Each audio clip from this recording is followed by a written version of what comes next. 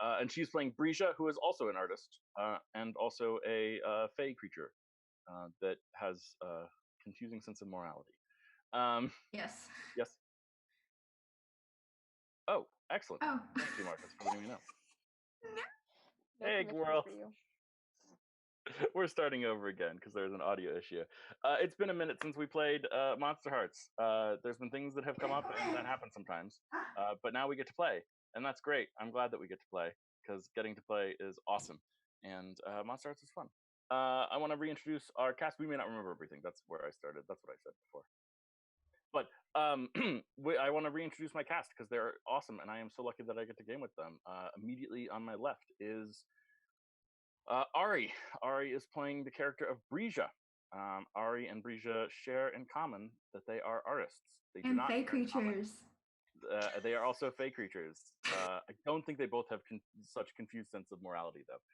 Ari is an artist whose commissions are open. You can find her at Flub the Dub Love the dub. on Twitter. Yeah. And it is awesome. Below Ari, we have Nyx, played by Luna. Say hi, Luna. Hello. Hello. Yeah, there you go. Anything you want to promote or say, Luna, while you're here? Oh, no. Great. Awesome. And on my right, we have Jory playing Naomi. Naomi is a vampire and goth-ish. And yeah. Are your commissions also open, Jory? I know you're also an artist, but are your commissions also technically? Open? Technically? There you go. You can follow me on Twitter. My art account is jx_storm. So at jx_storm. Always good. And below Jory playing Naomi, we have Drew. Drew is playing Cedric the Werewolf. Drew is not an artist, and his commissions are not open.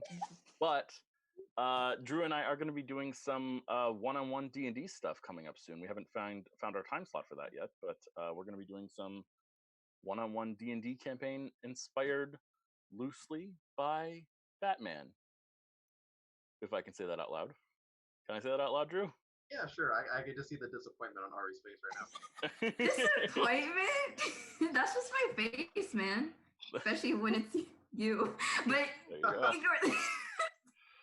all good things. Oh, Lord. Everyone here right now. There you go. Excellent. Well, let's play some Monsterhearts. Oh boy. So let's do a quick check-in with each character and see where they were and what sort of things they were accomplishing and trying to do before the party. The party is obviously going to be the majority of today's episode, but I just want to see where everyone was, what their emotional state is, and what they are hoping to accomplish at this party, broadly speaking, mostly as a check-in to remind us all where we were and all that good stuff. So, Drew, I'm starting with you. Where's Cedric? That's a good question. That's a really good question. It's been so long, I don't actually remember where he was last. I think shopping. Nyx with shopping, yes. Okay, so Cedric went shopping, and you want to go to this party partially to fix your reputation a little bit? Is that one of your goals? You've had some issues lately. No, the main objective right now, I don't really care about the party, but Nyx's cell phone got jacked, along with a video showing everyone that a little bit of proof that his lycanthropy. He needs to get that video back at all costs. So, gotta go to the party. Yeah. Do we know who has that video? No, we have no idea. Interesting. Needle in a haystack right now. Needle in a haystack right now. But we think that there'll be evidence of it there at the party. Hopefully it doesn't spread around to people. We'll find out. Excellent. Let's check in then with Nyx. Nyx the ghost. What's going on with you? Nyx was the thing he wants to do the most at this party is get his notebook back. But he doesn't want to fuck over Cedric to do it. And he also doesn't want to be noticed in the party, which is going to be very hard. Considering he has all the gossip now. Absolutely true. Excellent. And cool. Let's check in then with Breja. Breja, you brought treats for this party. I did. And I treated myself as well to Diego's house, where I essentially broke his heart and then gave it back to me again. And I convinced him to be nice to Cedric. And I gave him a little bit of treats, basically like a fruit punch or something with a bit of a golden apple. I'm excited to see how crazy this party will get. Yeah, well, we'll have to discuss how crazy this party gets, and all that good stuff. Figure it out. And then, last but not least, Naomi. Well, I went to the mall and mentally destroyed a mall cop, so. Oh my god. Completely demolished him. He was a blubbering fool by the time you were done with him.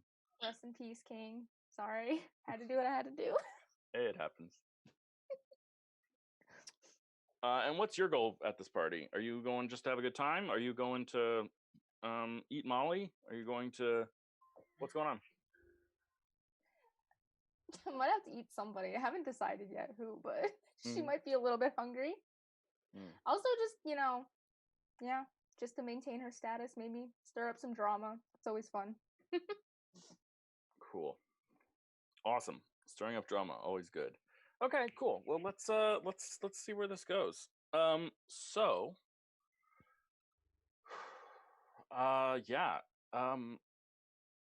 party is in full swing by the time people get there. We can decide who shows up when and what the deal with that is, but in essence, whenever you get there, there's people there. There's people from out of town there. There's people from in town there. It feels like everyone from high school is probably there.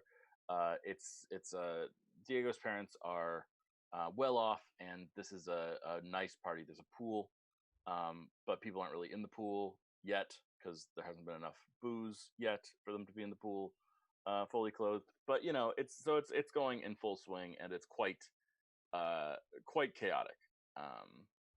Who would show up to the party first, and with whom, and in what circumstances? Good question.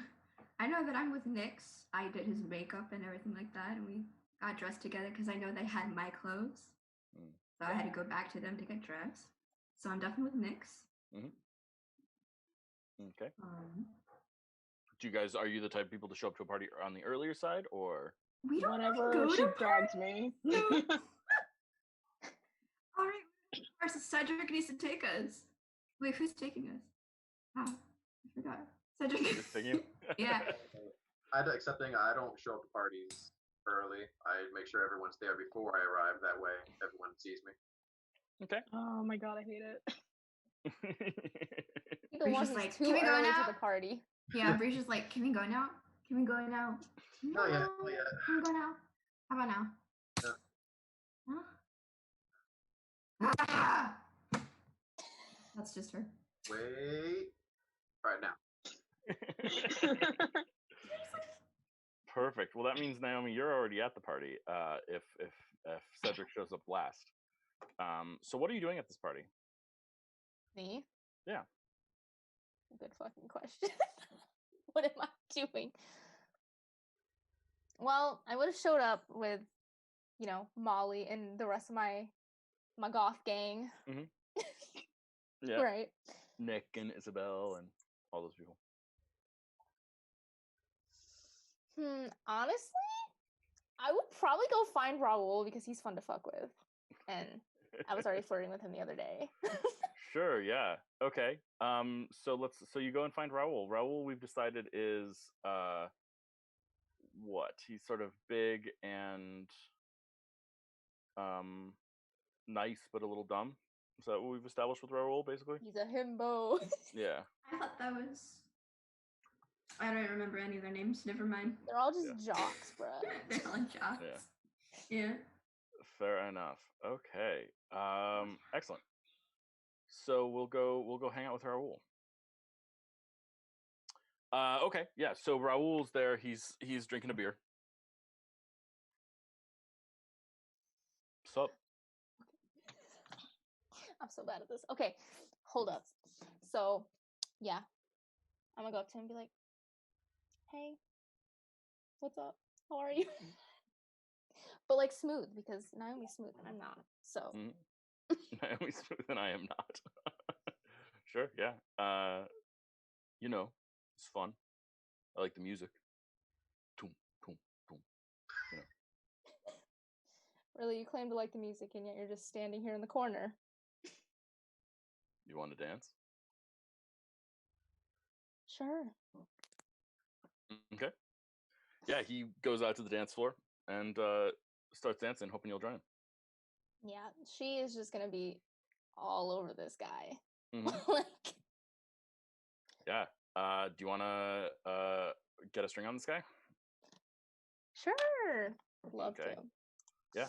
Why don't you roll? I have to roll hot, right? Yeah. Okay. You're trying to turn him on.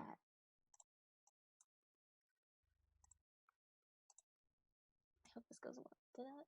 Hold on. 9. Absolutely. Yeah, so he absolutely gives you a string. Bet.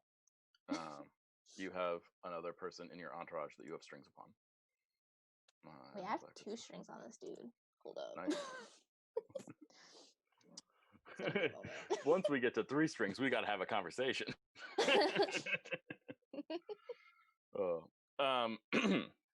Yeah, fair enough. So you have a string on this guy. Sounds good to me. Do you want to do anything with the string? Do you have any intention with him? I'm trying to get him to go upstairs with me. Oh, really? Are you? What else, Matt? I don't know. Where else would this be going? Yeah, sure. Yeah, absolutely. Okay, yeah. So you want him to go upstairs with you? Yeah, he'll do that. No problem. So upstairs is crowded, but mostly with people. Like, there's people making out in hallways. There's people making out in rooms, but there's also like other rooms that are, shall we say, occupied. It's quite a thing. But yeah, I think you can find a spot. Yeah. Is your intention to kill this guy? Maybe. Okay. Yeah. Well, we haven't had any bodies show up on campus in 2 days, so that seems like only in 2 days. That seems like a great move. Awesome. Let's see that happen. Okay. Well, yeah. I'm gonna. I'm sorry. I'm awkward as hell. We're gonna go in the room, and I'm gonna. Yep. She's gonna start making out with him and get him on the bed and all this stuff. And she's gonna look him in the eyes and hypnotize him, first of all. Hell yeah. Let's roll it. Step 1. Hypnotize this person. How do I do that again? Roll with hot. Okay. Yeah, he's got no strings on you, obviously, so. Let's fucking go. Fuck! Oh, well, mark an experience point. I get to level up. Finally. Nice. They do exactly what you want. Blah blah blah. Yeah. It definitely does not work on him. So his response is like, "Are you okay, Naomi?" She's kind of like looks pissed off for a second, and she's like, "It's nothing. Don't worry." But is this your first time? What do you take me for? Of course it's not. No, it's cool. It's okay. It's okay. We'll go slow. No worries. I won't tell. Okay, I'm gonna like push him down on the bed and be like, "I told you, it's not my first time." No, it's cool. It's no big deal. Why don't you be quiet? Okay, and then I'm gonna move down a little bit, and I'm gonna suck this man's dick. Okay, I'm sorry, I was getting really graphic. We can cut out from this. Yeah, we're obviously cutting away from that. I'm glad that Ari was not there for that part. Yeah, no, we're cutting away from that, please. Like, yeah, no worries. Okay. So as this game is crazy. Yeah. So as you can look at your moves, you lose all strings on him. That was a bad idea. I mean, it was an idea. It happens. Oh well, things happen. I'm still gonna. Yeah, you know what? Yeah. So I think after that happens, he like he's just sort of done. He just sort of stands up and is like, yeah, cool, whatever, and walks out. Bitch. Ah. Yeah. Wait. Oh my god. Hold on. Nope. Because I was trying to tease him. I wasn't trying to finish. That makes sense. I mean, that's not what you said, so I've got to go with what you said. Okay, fine. Okay. Fuck Raul. We're done with him. You're done with him. Literally. Pull all my strings. Okay. So after that awkwardness, Cedric and Breja and Nyx arrive. Cedric, what are you driving again? Oh, I have. Oh my god, just pull something. I have no idea. Something big enough for the three of us to fit in. Okay. Like every other car. Like every car that's not a motorcycle. Yeah. Fair enough. Okay. Yeah. So the three of you show up, and I think that as you show up, Cedric, obviously Ramon has agreed to have you here, but a lot of his friends are not cool with this. They still think of you as being, not cool. So they are uncomfortable with all of this, and they're giving you dirty looks constantly, just staring at you a little bit and trying to intimidate you a little bit as you come in. You do what? So I say it again. I'm just winking at them as I walk by, like, "What's up, boys?"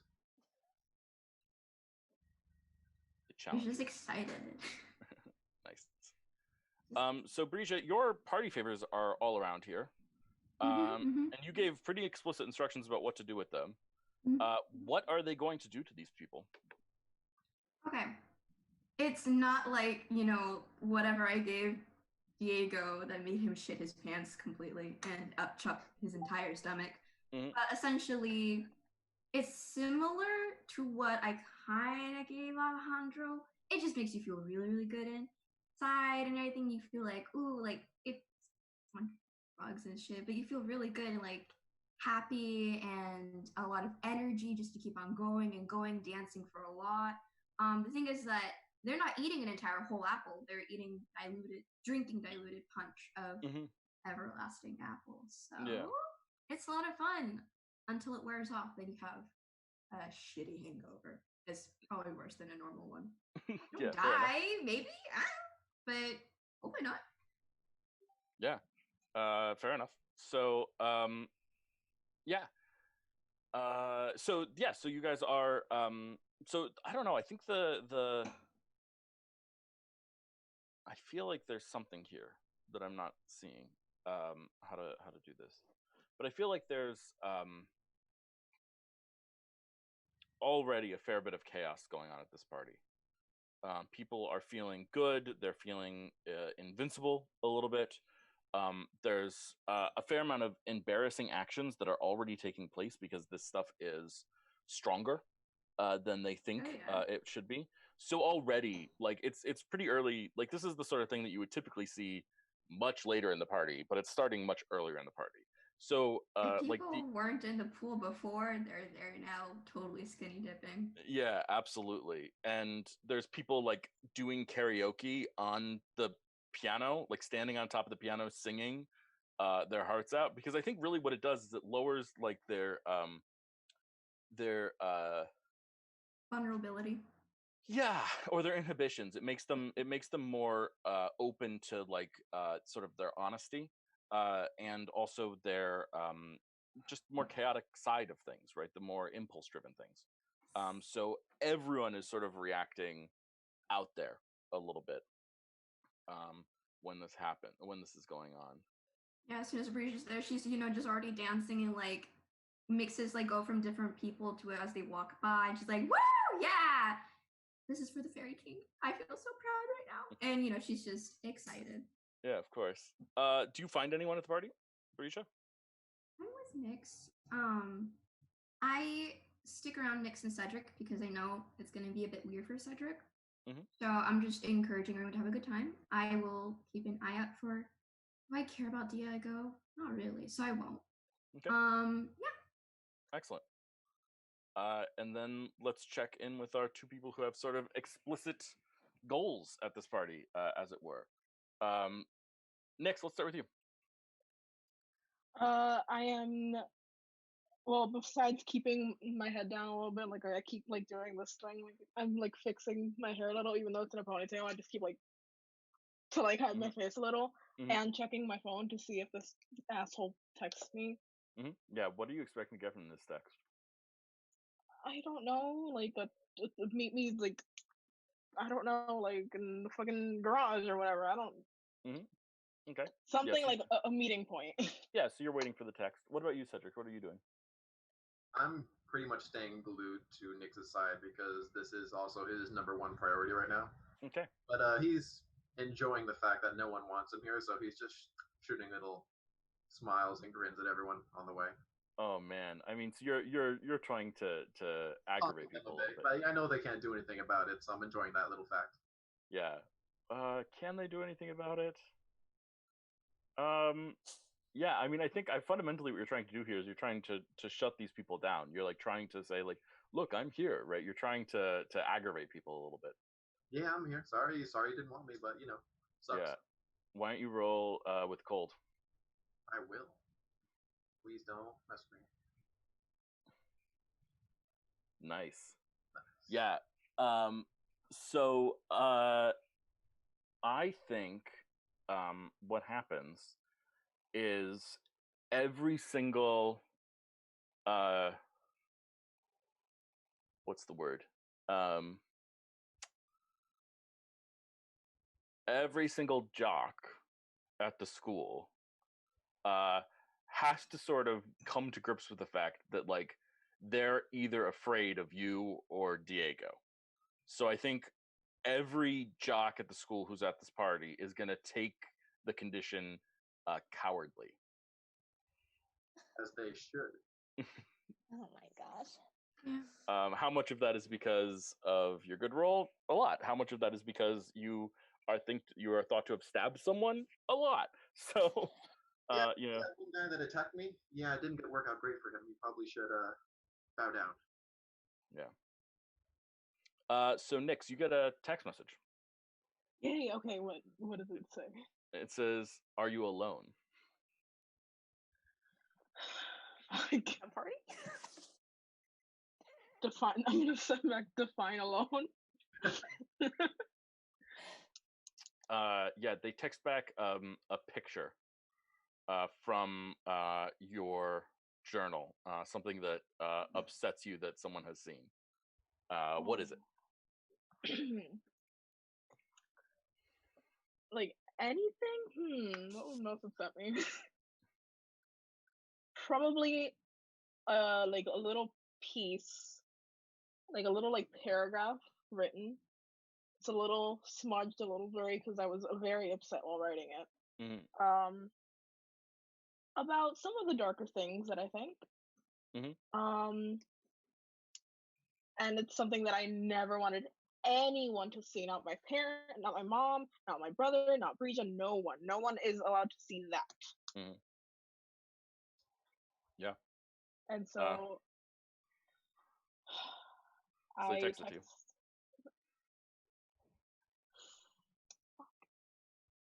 I text back yes.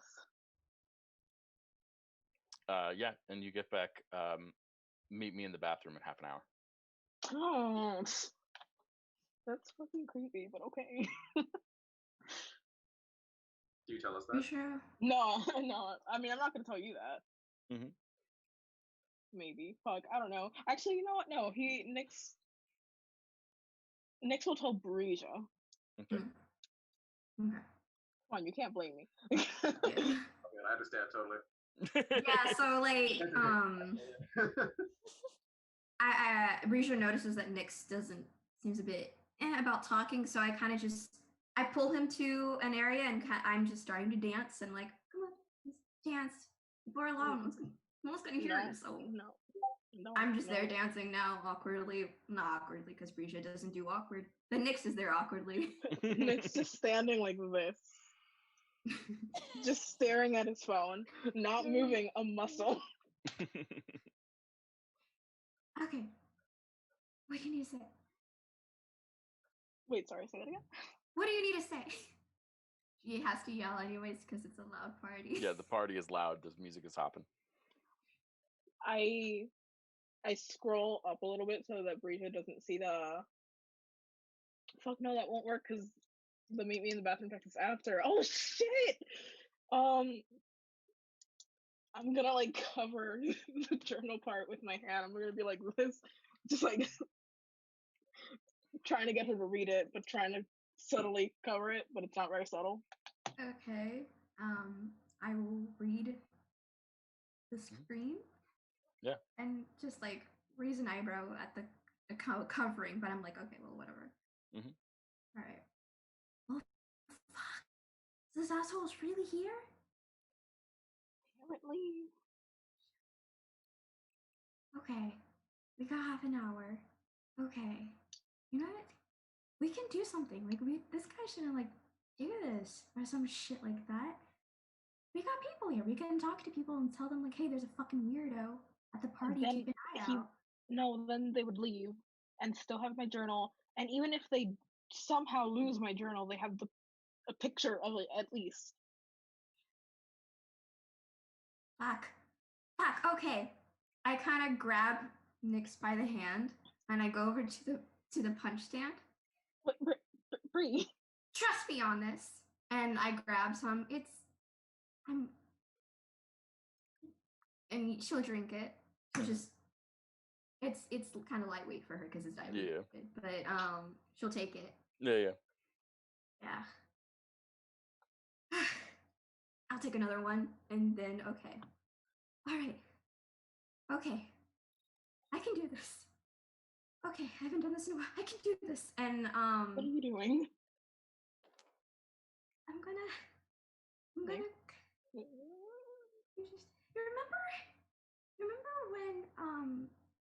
remember when you disappeared for a week because of what Geo did, and I came to look for you and you were stuck in the other world and I had to pull you out? Briefly. I don't like thinking about it. Something like that. I'll just show you. And I will lead Nyx outside. Okay. Yeah, I'm looking for a secluded place away from the people, away from the party. Like just out in grassy area. I don't know if there's woods or something. I don't know. Nyx, do you want to go? Or are you uncomfortable? I mean, I'm uncomfortable, but I do you think that... Do you think that Brisha should spend a string on you? No. Okay. He's still gonna go anyways. Okay. Okay, so you find a more secluded part of the party. It's not that secluded because it's a party, obviously, but the backyard has like a pool. It's got some trees. There's a spot behind a tree. Brisha's just gonna get on her knees and with like 2 fingers, she traces a circle in the grass, in the ground, and just kind of focusing on it until in that circle some mushrooms kind of pop up. So it's kind of like a fairy ring that appears.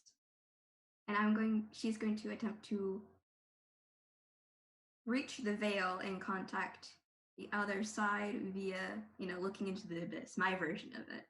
Yeah, absolutely. And I want to figure out some information on this asshole who has Nyx's journal. Excellent. Let's gaze into the abyss. Roll with dark. Right. Please let it work. Please, no, my dark is not very good. Please. Well, you're so bright and bubbly. I know. What is that? Partial success. Finally a success. That is good enough. Okay. So what is your question? I get to answer a question. I want to know who this person is. The reason why they're so scary is because we don't know who they are. I want to know who they are. they can't have that above us if we know who they are. Absolutely. And I kind of am hoping that inside of the fairy ring kind of acts like a mirror, hoping to show me what I want to see. Sure, yeah. So Breja, you look down at your feet, and the grass that the two of you are standing on just disappears and falls away, and there is a black, inky void beneath your feet. And you see in the distance a single small star glowing and sort of pulsing, just light, and then recedes, light, and then recedes. Each time you you see it pulse, it pulses a little brighter, and a little brighter, and a little brighter, and still brighter. And each time it does, it starts to hurt your eyes. And then it pulses, and you start to see inside the light images, images that are horrifying, images that are scary. You see an image of Nyx lying on the ground, dead.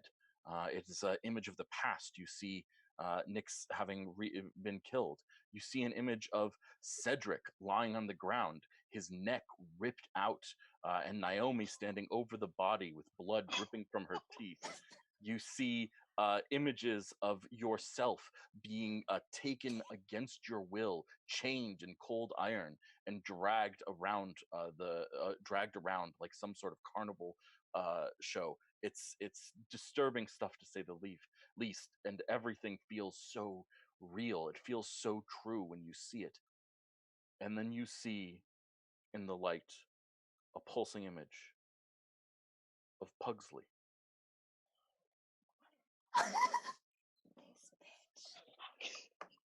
Pugsley. This bitch. Can you roll with cold to keep your cool, please? Ooh, yeah. I'd be fucking angry. Hey. Hey. Oh, shit. Okay. Oh my god. Yeah. Guess what, guys? I leveled up.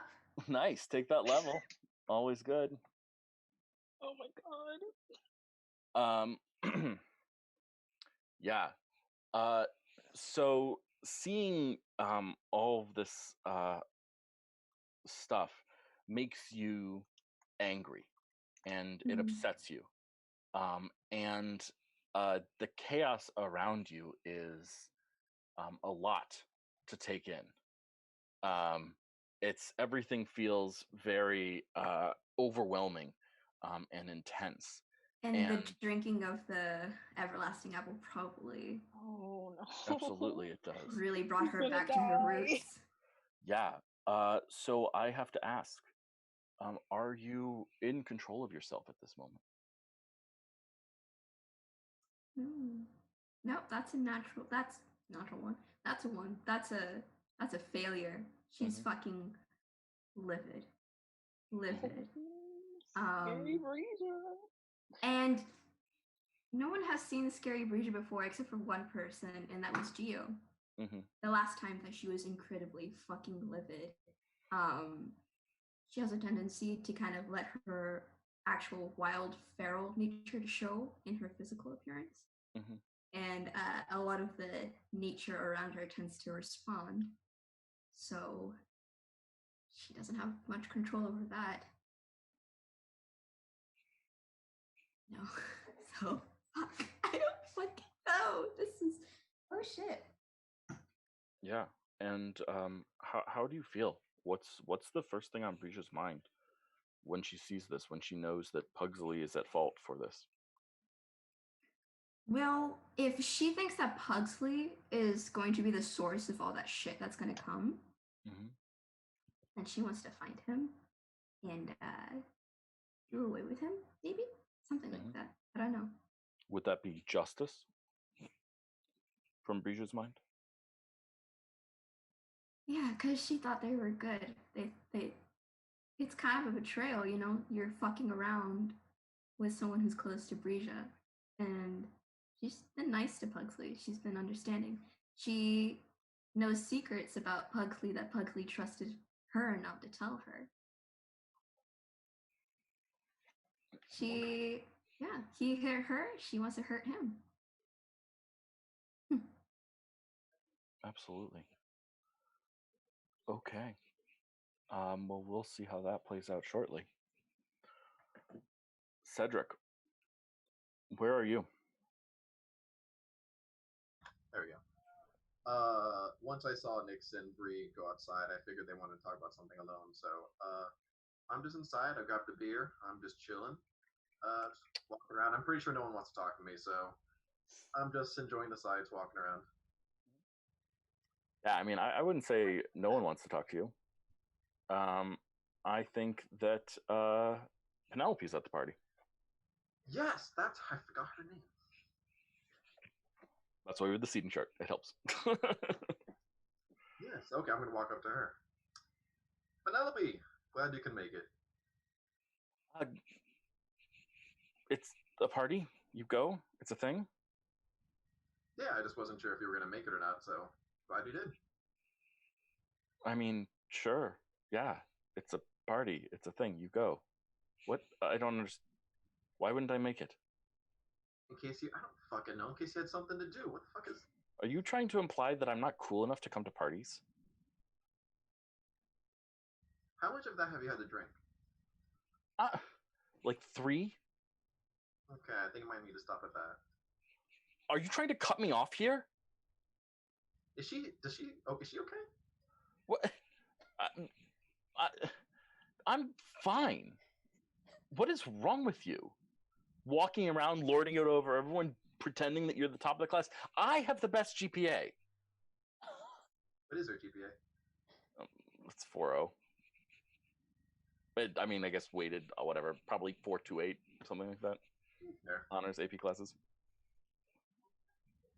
But can I tell if she's okay or if she's like on some shit? Because she's crazy right now. I mean, she's certainly reacting strongly. How do you go about checking? Do you ask her? Do you? I mean, do her eyes the abyss. She sweating a bit? Does she look normal, or does she look like she might be on something? I mean, I don't know. I don't think you can really determine that without a roll. Yes. So you want to gaze into the abyss of her eyes? Or do you want to try and pull a string on her to get her to tell you something if you have one? Do you want to, like, what's the intent?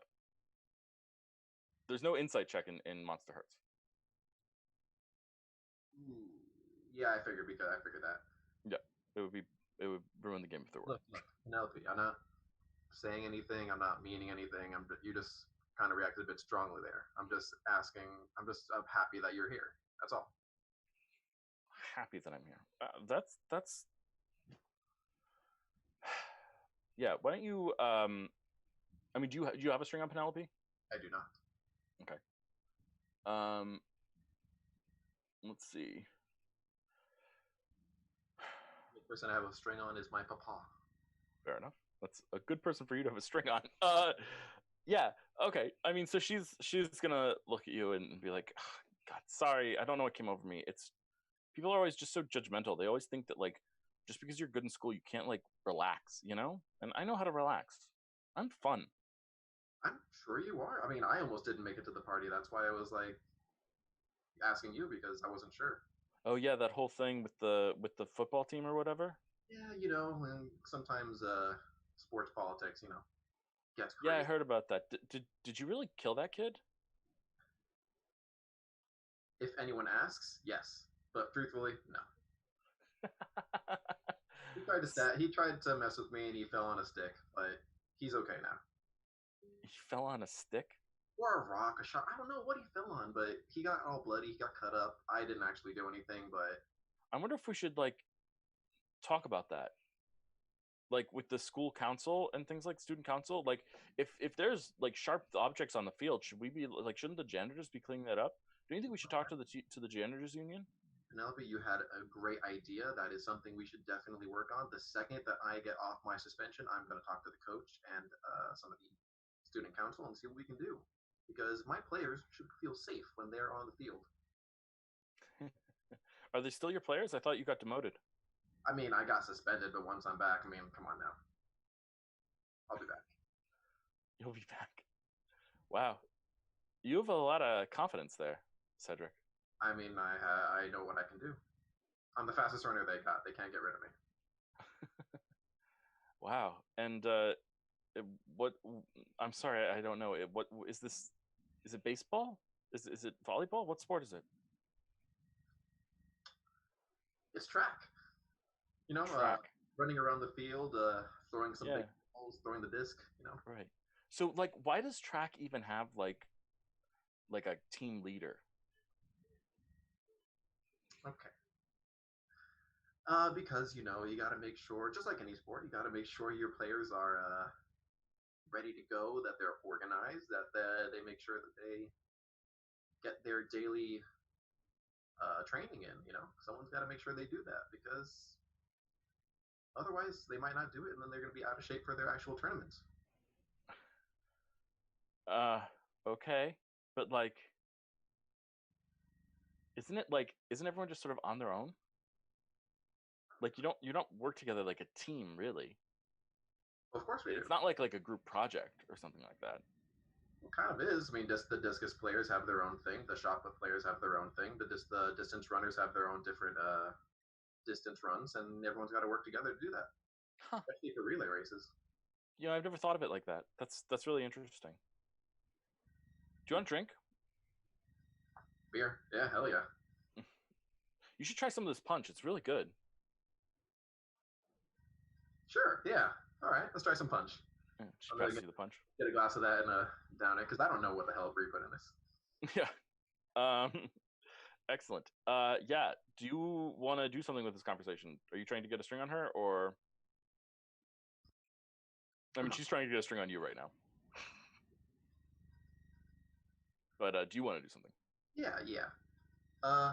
You know, Penelope, I really appreciated you coming by the house yesterday, dropping off that homework shit. Really would have been kind of in a tight spot without you. And I think that I'd like to repay that sometime. Yeah, why don't you roll? Rolling here, huh? Yep. Hell yeah. Alrighty. Yeah.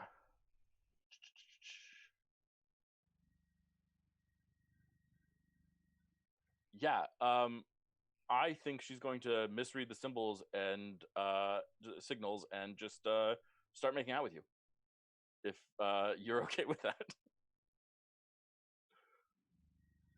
Yeah, fuck it, let's go. Okay, there you go. Excellent. Cool. Let's check in with Naomi. Naomi, are you on a vengeance quest now? Oh yeah. This person has just sort of like moved on from you very, very quickly. He went from being obsessed to like interested to like, okay, I'm done. Whatever. That was fun. Moving on with my life now. She realizes she fucked up and went too far, and she's really pissed off at herself mostly, but she's also pissed off at him because like she knows he's a player and like he just has that power over her, and she's pissed off. But also, I leveled up, so nice. I got this new skill called Inescapable. Ooh. So, and I can demand that he remains in my presence. Interesting. And if he walks out of me, I gain 2 strings on him. So, hold on. Let's discuss this. At what point did you level up? It was when I failed something before. Okay. What did I fail? I failed to hypnotize him. And so I gained an experience point.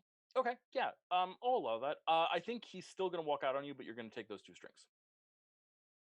So you lose all strings on him, and then you gain 2. Which I think is a wash for you. So he's at the party, you still have strings on him. Does that sound fair? Okay, but he's still left. Yeah. You've still been spurned. You know? He's still a butthole. All right. Let me put my strings back. So we rectified that a little bit. yeah. We fixed it a little bit. Yeah, but he's still being a butthole. He's just who's not cool. But he's but now it's like partially a facade and partially real. Like he's definitely really a butthole, but he's definitely like also like a little still into you. So yeah, like I feel like he went to like walk away, and then like right when he was about to leave, he like was like, "I regret this." Yep. I think that's exactly what happened. But then so he I doesn't want to admit it, so he just leaves anyways. Yeah. So, but he's down at the party. Do you head back downstairs? She takes a few seconds to calm herself down because she's pissed off that happened, and she's just thinking about how she's gonna get him back later. But she knows she still has that power over him. She saw him hesitate before he left. She knows. How do you calm yourself down? Just honestly, probably just stand there for a few seconds and just take a few deep breaths. Yeah.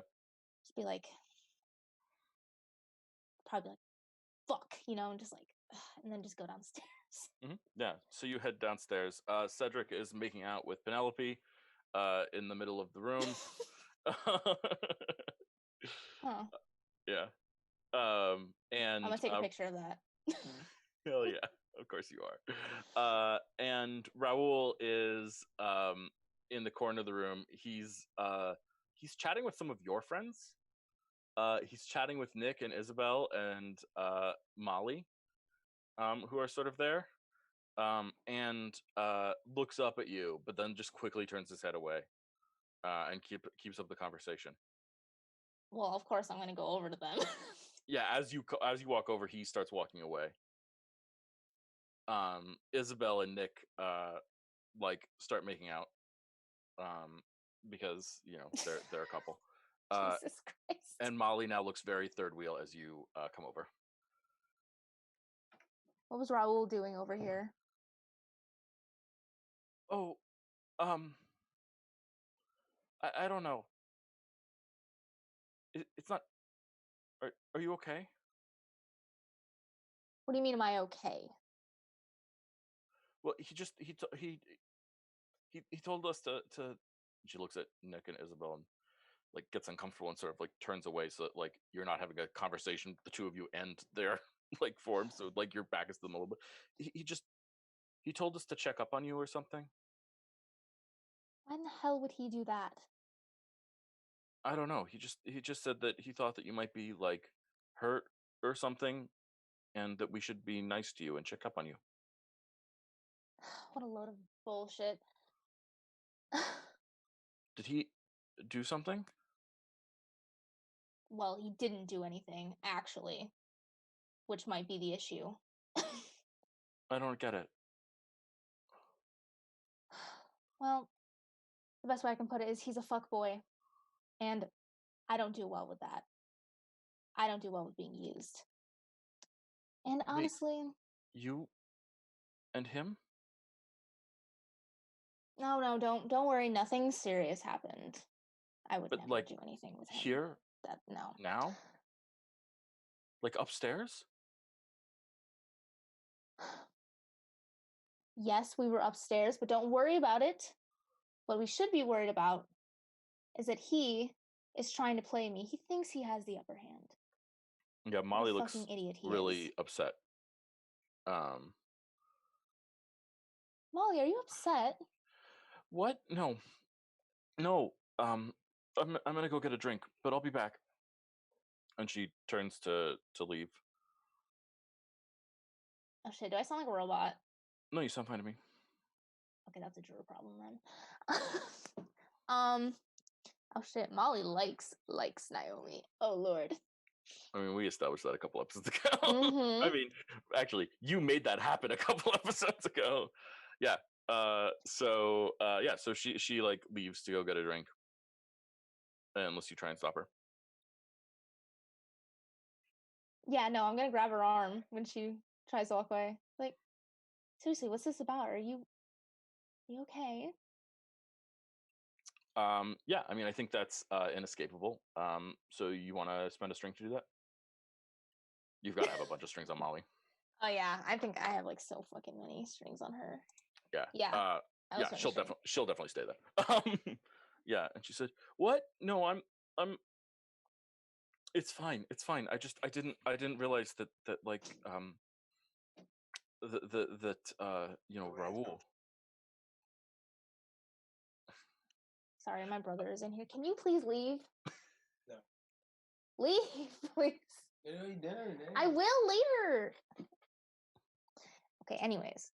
No worries, it happens. What did you say? Sorry. Yeah, I didn't realize that like you and Raul were like that. It's fine. I just didn't realize. Oh no, honey, we are not. No. Believe me, we are not like that at all. Well, you kind of are. I mean, you just were. I mean, barely. Honestly, he got so worked up over just barely anything. That's his problem. Well, maybe it's your problem. Maybe you don't take this seriously enough. Why would I take it seriously? Yeah, right. That's silly. Sorry. He means nothing to me. There's nothing serious about it. I was just having a little bit of fun. Besides, Raul won't be a problem for much longer, because I plan to get a little bit of revenge on him. Because I don't really like his attitude right now. But like, I mean, you say nothing happened, but then you say you want revenge. It's hard for me to like. I don't really understand. Okay, well, nothing happened, but Raul thinks something happened, and I can't have him thinking that something happened. And I can't have him going around telling people they should be treating me nicely because I'm hurt or something. I'm not hurt, honey. In fact, the only one who's going to be hurting is him. Yeah. Okay.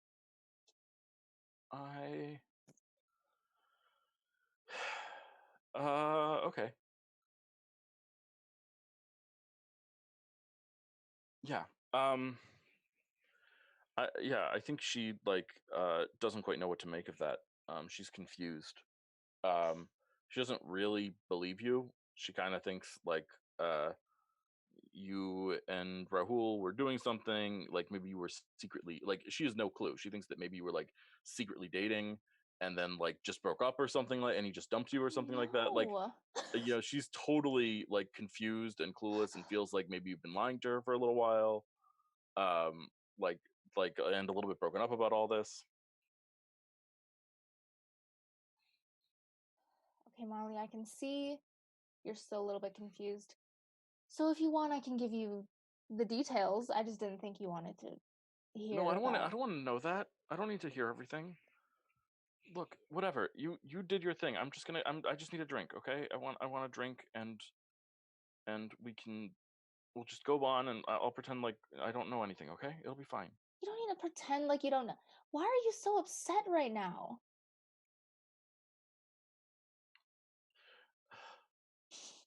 Yeah. I feel like there has to be a role here, right?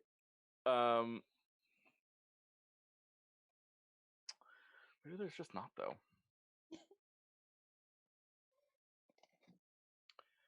Yeah, I mean, I think that she's just I don't think she can tell you. I don't think you've made like it possible for her to tell you. And yeah, I just don't think you've set up that situation. So I don't think she can tell you. So I think she says, "No, I'm fine. Look, I'm not upset. I'm fine. Okay. My drink is empty, and I need a drink. Okay, and then we can plot your vengeance or whatever." I'll give her like a look, but I'll be like, all right, fine. I'll back off. Yeah, and she goes to get a drink, and collect herself, and then comes back. Okay. So we leave Naomi plotting her revenge. Let's check in on Nyx. How you doing, Nyx? I'm a little confused about what Breeze is doing.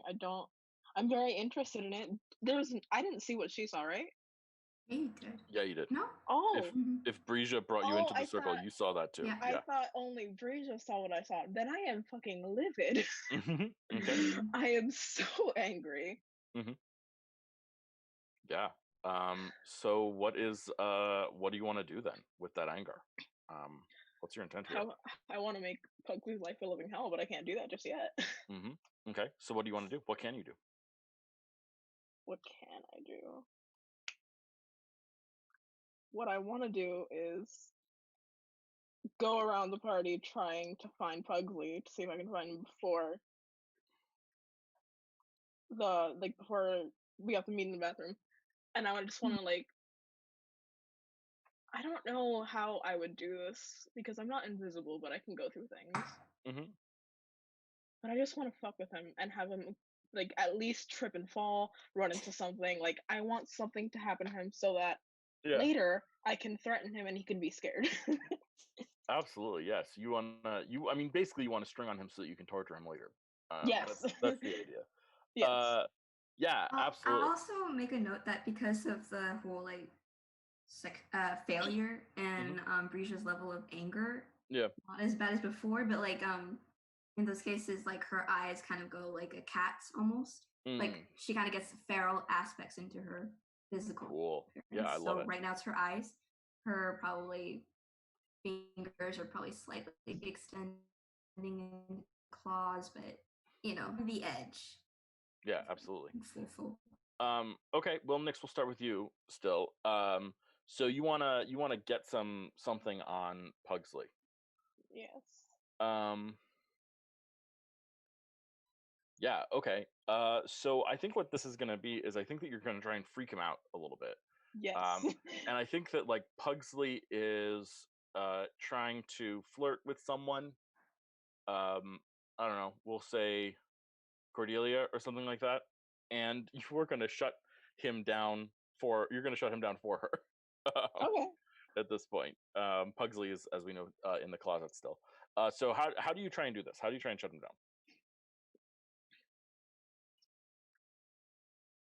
He's let's just say he's at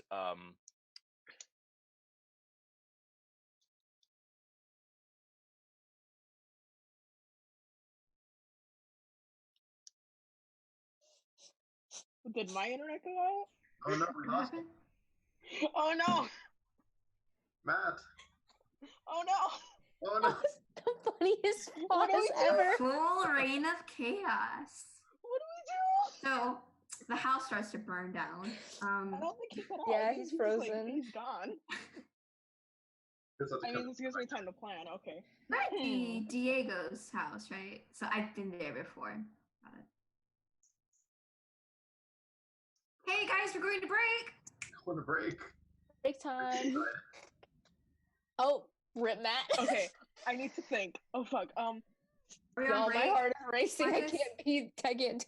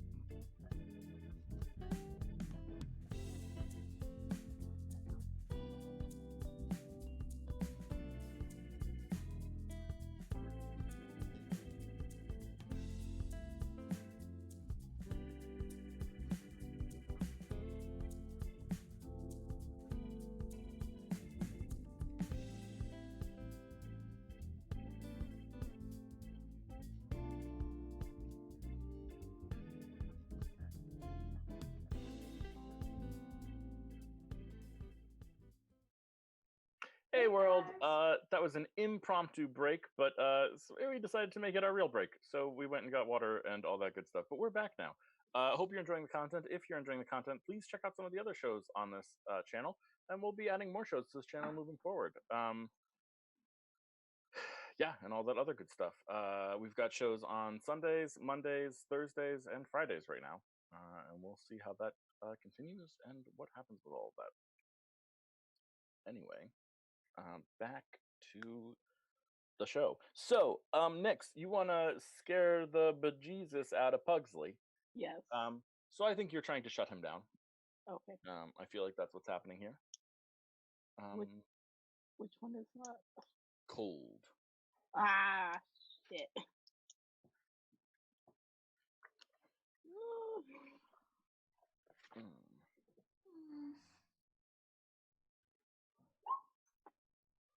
Ooh.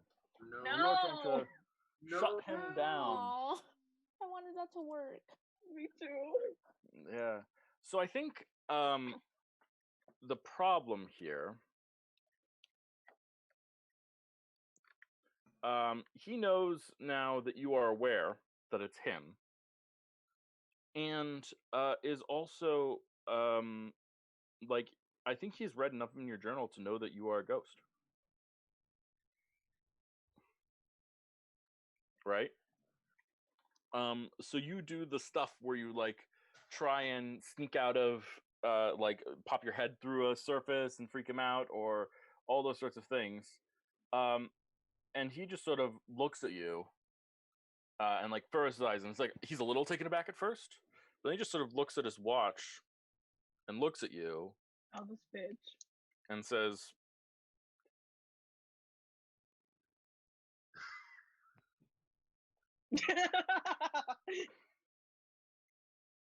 I hate him. Yeah, and you see him head upstairs. Fuck. I'm not happy. Mark experience. Yeah, I got it. One more experience point, I'll level up. Good. Great. I'm saying I'm just gonna fucking try and kill him. I don't care. Question. He knows that Nyx is a ghost. Yeah. He's not aware of anybody else, right? No. And Nyx isn't the only one who's angry. I mean, there's also the footage out there of it's not out there yet. It's not out there. It's on my phone. Yeah. And he just wants it. Fair. Okay. I'd be down for scaring the shit out of him too. Hell yeah, let's fucking do it. Yeah. Okay. So you're gonna head upstairs? Yes. Okay. Well, first I'm gonna give Breja a look, and then I'm gonna head upstairs. Okay. Yeah. Absolutely. Okay. So you head upstairs. And there is a there's a bathroom there.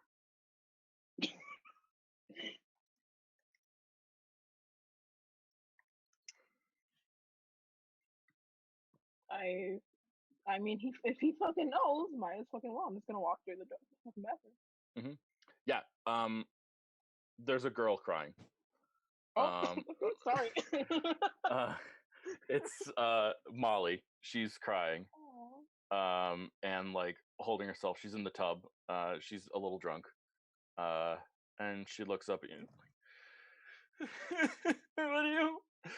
The thing with the one name and Raoul and Naomi. I was so mad. Oh my god. Now I'm conflicted because I'm angry, but I feel bad. And then she was so mean to me. Nyx is going to awkwardly just like, hey Molly, are you okay?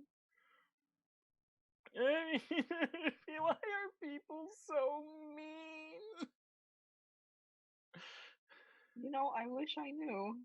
I just feel like I'm gonna explode every day.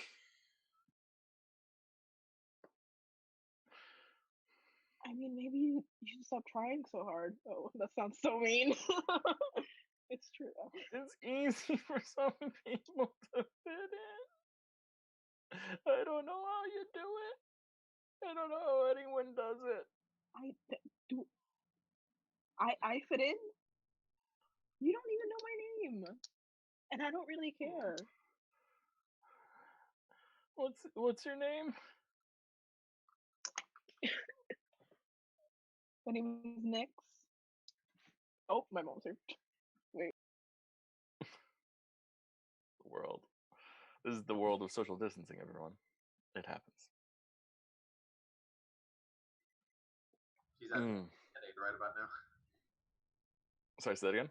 She's asking about that Band-Aid right about now. Guys, technical difficulties. I'll be right back. Sure.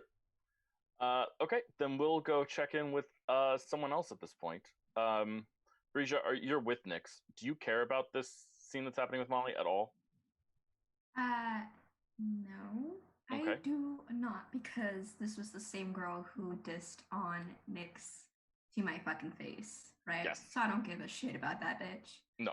But I'm actually still really angry, and I know that, like Bugsy said to come alone. Well, guess what, bitch, we know.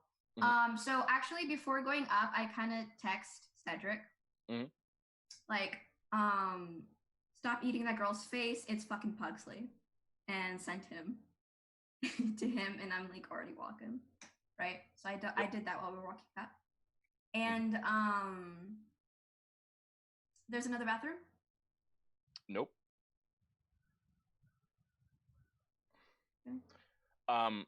So Cedric gets the text about it being Pugsley. We can figure out what the results of that are. Breja texted Cedric to say that it's Pugsley. Breja, you're with Nix. You're looking at Molly crying in the bathroom. I think Breja, as Nix is trying to comfort Molly, you notice something. In the bathroom, there's one of those like weird wooden hampers that people stick like magazines and things in. Mm-hmm. And the front magazine there in the in there is Nix's notebook. I grab it immediately, but I'm also looking around for Pugsley. Like I kind of just fuck. This would be a great time to have a lupine person to track someone down if he could hurry up. But stop fucking making out. Anyways. So I kind of just I'm looking around and I'm like, Nix. Everything hurts, and I just want her to like me. And he's gonna pat her shoulder. Like, listen, Nix, let's switch. Wait, no, thank you. Yes. I stand up and I'm like, no, okay. Okay. Yeah, and I think that Molly's like last words to you are like, wait, are you the Nix who wrote all that poetry? No, wait. Excuse me? It was just there, and I read it all. It was really nice. I liked it. I felt seen. Give me a second. Nick's just like blank face. Doesn't really know what to do. We did read her starts diary. Stepping back a little bit. Yeah. I will just place my hands on Molly's shoulder, just force her to look at me. Molly, sometimes you're a bitch, and that's okay. If you want, we can get Ophelia's sometime this week. We can get tamales and churros, and we can talk. All right? Take your time here, cry, don't care. But you're just, it's not the end of the world. Stay here. Goodbye. And okay. Yeah, I feel like you should. I think actually, I don't even think there's a role here. I think you just take a string on her, on Molly. Like that's again, what she kind of needed to hear. 4 strings on this girl. Oh, do you? God. Yeah. Then I think her awkward response is to like lean forward and try and kiss you, just because she's like very confused about everything right now. I kind of just like don't even really register it as a weird thing. I'm like, Yeah, okay, you got this. And then I leave. And then, like, the last thing that you guys hear is, "Why does everyone leave me?" Oh my god! As you guys leave. Oh my god! You know what? I'm not even gonna try. Yeah, that's fair. We're gonna deal with that later. Okay. For therapy. Let's go. Seriously, I think you all need therapy. I'm good. I'm okay. True. The fact that you think that is great. Cedric, you get a text message informing you that it's Pugsley. You're muted. I also said to stop You're using still the girl's muted. face. There you go. I did my mute, and I don't know why it wasn't working there. I'm just gonna tell Penelope that. Hold on. What? Motherfucker. I'm just gonna push Penelope past, and I'm just gonna rush upstairs. Excuse me? Yeah, roll to shut someone down. Oh my god. Yeah. Cold. Partial success. I'm sorry. Yeah. Do you want them to lose a string? Do you want to gain one? Sorry. Do you want to gain a string on her? Do you want to give her a condition, or do you want to take one forward on your next roll with her? I'll take a string on her. Great. You now have a string on her. Perfect. And she's a little annoyed at you, but she kind of likes being. Okay. So where do you go? I'm rushing upstairs because I assume that's where they wanted to meet, somewhere from the rest of the group. So I'm just running around the house trying to find them. Yes, you rush upstairs, and I think you see Breja and Nyx coming out of the bathroom. You hear like a girl crying in there. Breja has an intense look about their face. Their eyes are almost slits and cat-like. Their fingers almost look longer than natural. You wouldn't really notice unless you're looking for it, but you have like hypersenses, and so you notice immediately. And she has a different scent than she normally does. What kind of scent does she have? I'm not really an expert at scents, but normally she smells a little earthy, and now she smells a little bit more like I don't know either. I mean, glowing. it's just... I want to use the word glowing to describe the smell. It's a little bit more intense and almost radiant. That's definitely gonna give Cedric pause. He's gonna stop in front of her, take a moment to like register what the fuck is going on with this chick right now. Shake it off. What the fuck did you mean, Pugsley? You told me? Pugsley. Yeah, of course I did. Oh wait, did Breja give me the journal? Yeah. Yeah. Okay, then I'm just like looking through it to see if you wrote shit on it. Oh wait, yeah, let me look through it to see if anything is missing or if you wrote anything on it. Yeah, I think on the last page of the journal, there's something is written there. What's written? It says you shouldn't have brought your friends into this. I have pictures of every page. Oh my god! Oh fuck! Oh fuck! Oh my god! Oh my god! Oh my god! Okay, who's okay with killing someone? Wait, you got your journal back. What about the video? Did you get the video? I've had the video. It's in my phone, you dumbass. He had a copy, didn't he? No! He has my journal. He has copies of my journal. But he has... Pugsley wants the video. Just to remind everyone of everything that's going on. Pugsley wanted the video. Oh my god. He was trading the journal for the video, but he didn't get the video. But now he has pictures of every page. Nyx, do you think Pugsley was doing this for Cedric? At this point, I don't care. Why the fuck would he do this for me? You fucking dumbass! Anyone with eyes would see it. Are you that oblivious? I'll break my promises. Whatever. I'm gonna go find him right the fuck now. He's gonna talk. Use your... If you find him, kind of grabs him. He is. Yeah, Breja kind of grabs him. Use your fucking... Come on, Beastling. You're Beastling.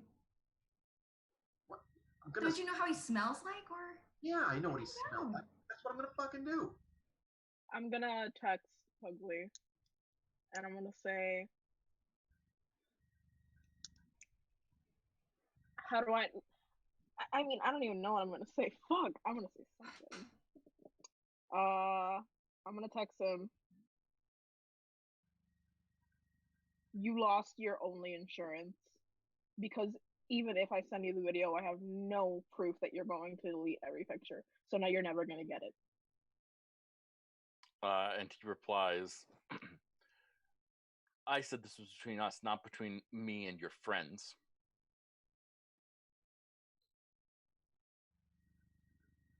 I'm gonna text back, at least I have real friends. And he texts back, I don't think you want this going up on Instagram. I'm gonna text back, you really think anyone's gonna believe you? He says, I know it'll ruin your life. Any more than it's already been ruined? I text him back, I have nothing to lose. I am dead. Yeah, I mean, he takes a second, but then scrolls through.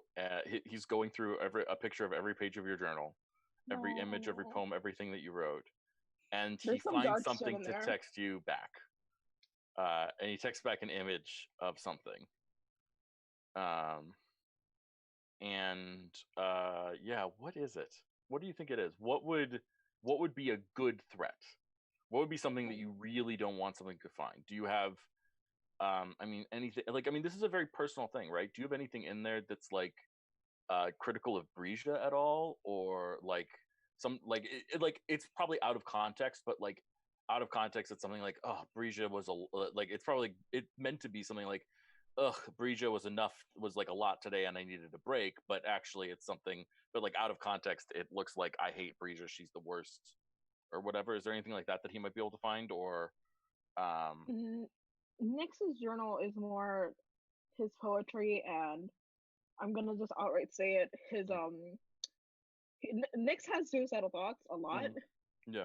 He wrote a suicide note and he left it in the journal just to get his thoughts out. Never took it out. He doesn't really write about Breja much in it.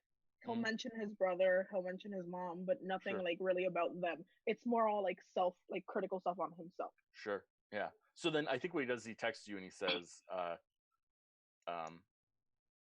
you must like being anonymous.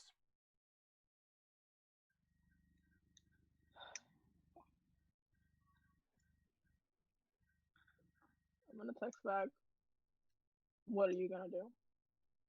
Make you the most famous kid in school. And how on earth would you do that? And he texts you back a poem that you wrote that's very suicidal. Nix is slowly but surely, like, his face is going blank, but his eyes are like pure fear and panic. Send me the video.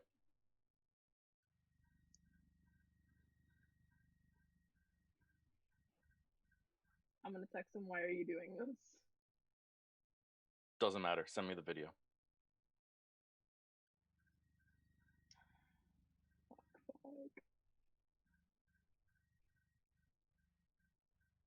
No. Naomi, your phone buzzes. Oh my god! What now? Okay, what the fuck does it say? Oh, wait. Oh shit, not me. Yeah, you get 5 pictures from Nix's journal. Do I know it's Nix? Also, like, what the would I even have Pugly's fucking number? No, he has a burner phone. You don't know who this is from. Okay, but like, do I know this is Nix's journal, or is it just like? I mean, I think he says so, right? Some of Nix's true thoughts. Think you can do something with this? XOXO. I just like, who is this? Just someone. Hoping you can tear someone down. They deserve it.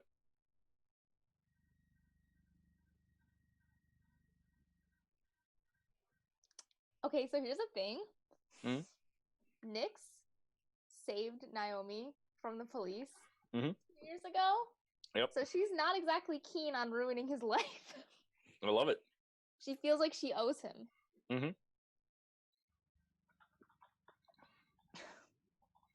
So she's just gonna she's just not gonna reply. Mm-hmm. And she's gonna go try to find Nyx. Awesome. I'm down. Okay. So let's go check out Cedric. Ah, fuck! I thought it was muted. I know I'm sniffing out where he went. Yeah. You have a special ability for that? What do I have to do? Do you have a special ability for that? I think you do. Do you have a werewolf ability for that? Heightened senses, yeah. Cool. Risha's following Cedric because she's still kind of. Yeah. Why don't you roll with dark then? Why don't you roll heightened senses? Roll with dark. With dark? Oh no, that's my worst one. Let me see. Please don't fuck me. All right, partial. Partial success. Okay. So you find Pugsley, and he's just there, and he looks at you, and unlike your other jock friends, who are like sort of all have the cowardly feet because they cower away from you, his response that you've been like let back into the club is like genuine gladness. And he's just all like, "Ooh, hey, Cedric, bud, how you doing? Oh my god, I'm so glad that this week is over, right?" Did Nyx share any of that text message conversation with Cedric and Breeza? I figured that we walked away, like, because we were like in the midst of tracking. I don't know if we left Nyx alone with that conversation. If you left Nyx alone, Nyx is probably having a panic attack. Mm-hmm. Oh well, shit. But he knows for sure that it's Pugsley, and he's just gonna go punch Pugsley straight in the face. Holy shit. Okay, yeah. Well, let's start first of all with your heightened senses roll that was partially successful. If you want to ask a question about the situation first, and then we can lash out physically. Question about the situation. Yeah, you've got 5 questions there on your character sheet that you can ask.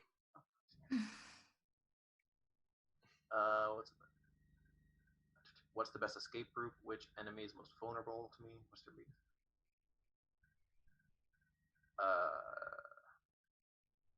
Okay. What's his biggest weakness right now? Yeah, he's in love with you. He finally realizes.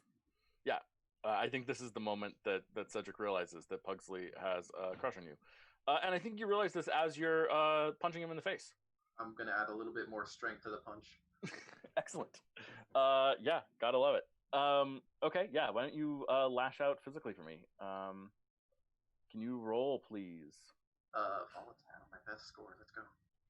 Yeah, that's a 10. Excellent.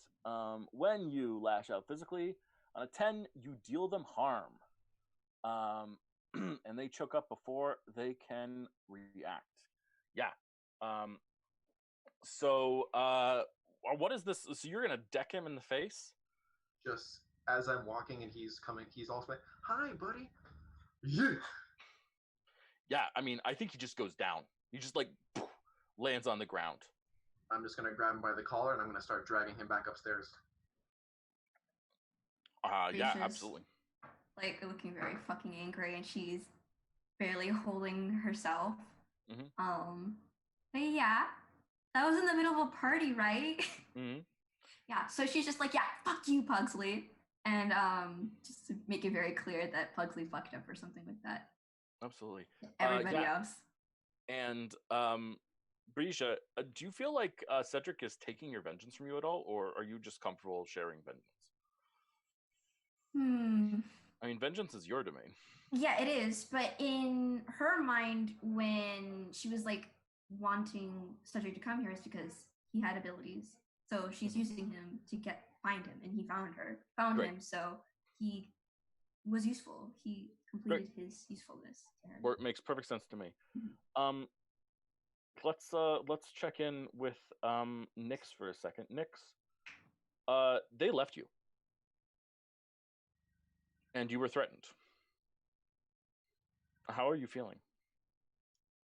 Terrified. What's going on in your mind?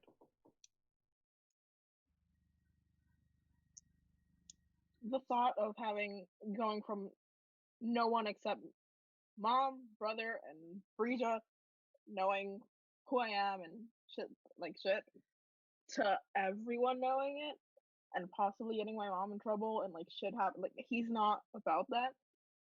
So even though he doesn't really need to breathe, he feels like he can't. Mm-hmm. I mean, he's holding the journal to his chest and probably hyperventilating, and he just sits on the ground against the wall. Mm-hmm. Yeah. So you sit down against the wall. I think there's a lot of people in this hallway. It's very crowded. Do you what's your response to that? Like being surrounded by people. People they don't seem to see you, but they keep on tripping on your legs and bumping into you. I'm out. I'm gonna go through the floor and leave outside. Okay. Just I fall through the floor and I'm going outside, sitting against the wall outside. Can you please roll with volatile to run away? Yeah.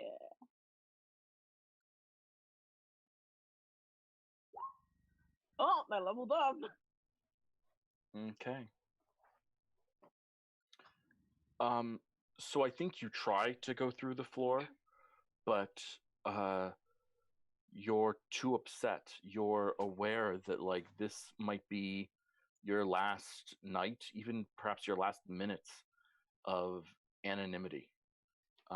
So I think you do fall through the floor, but sort of land in the middle of the dance floor. And people keep no one's looking at you. People still aren't noticing you, but people are dancing on you, and it feels like you're getting kicked and stepped on constantly. Oh And you just get physically beaten and beaten and constantly hit again and again. I'm looking for him. Do I see this? I feel so bad. Yeah. Well, let's think about that for a second. I mean, I think first of all, clearly you failed to run away. And I am because of one of my ghost moves, I am currently traumatized because that does remind me of my death. Okay. Yeah. Let's take a look at that.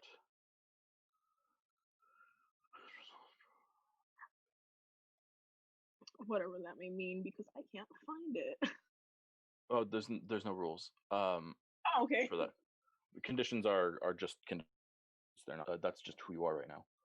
Right. Traumatized. Yeah. So you are being kicked unintentionally and beaten, and you get flashbacks to the scene of your death. And I think if this were a TV show, this is the point where the images of flashbacks, we get a clip here and a clip there over the course of the season. But here in our season finale, this is the moment when we would get see the whole scene, the whole clean scene of Nyx's death. Nyx, do you want to walk us through that scene for us? Do you want us to see that scene? Sure. Really, it was a normal fucking day. He got home, his mom was at work. Gio was there, and Gio's never liked Nyx. And I think maybe Gio told Nyx to clean the dishes or something, and Nyx, being a moody teenager, snapped. And he's like, "Fuck you! You're not my dad." And I think that made Gio snap in a way he usually doesn't, and he punches Nyx in the living room. And when he sees that he left a bruise, that kind of triggers him, oh shit, there's a mark, there's a bruise, I need to get rid of him. So Nyx started, he ran out of the house, and he ran into the nearby woods, Gio chasing him the whole time. eventually he trips and falls, and Gio catches him and just he beats him. And Nyx dies in the middle of a little clearing, probably freezing cold, and thinking about his mom and the fact that he's going back to her.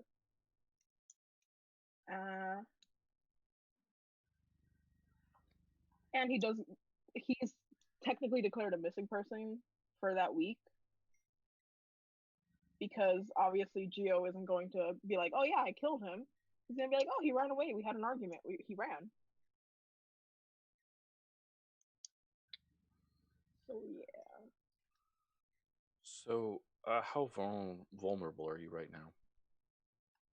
This is the most vulnerable I think Nyx can be. And on a scale of 1 to 4, how much harm do you think you take? Oh shit. I'm gonna say 3. Excellent. Mark 3 harm. Yeah. Naomi, you're looking for Nyx. And you see Nyx in the middle of the dance floor, just curled up in a ball. And people keep on kicking him. It's not malice, it's neglect. But the shoes of neglect hurt just as much as the shoes of malice. She's gonna come and be like, Jesus, kid, get out of the middle of the dance floor. And then she's gonna try to, like, get him to, like, get up. No. Come on. She's gonna, like, grab him and try to get him up and get out of there. And tell she's people going to, and if people keep, like, stepping on him, she's gonna be like, get the fuck away, like, fuck off. Yeah. I feel like you should roll to shut someone down. Okay.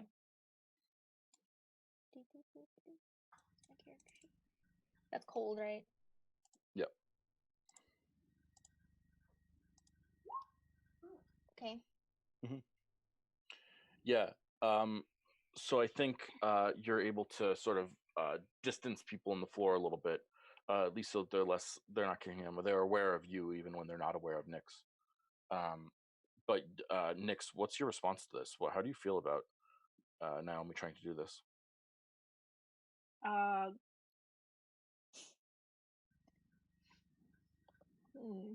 Naomi. Honestly, he's probably going to take whatever help he can get at this moment. Mm-hmm. And he's probably going to just, like, maybe, like, grab onto her arm a little tight. Mm-hmm. As, like, she's, like, because he's not going to be able to, like, just walk anywhere. He needs to be led somewhere right now. He's like, not entirely there. Mm-hmm. Yeah.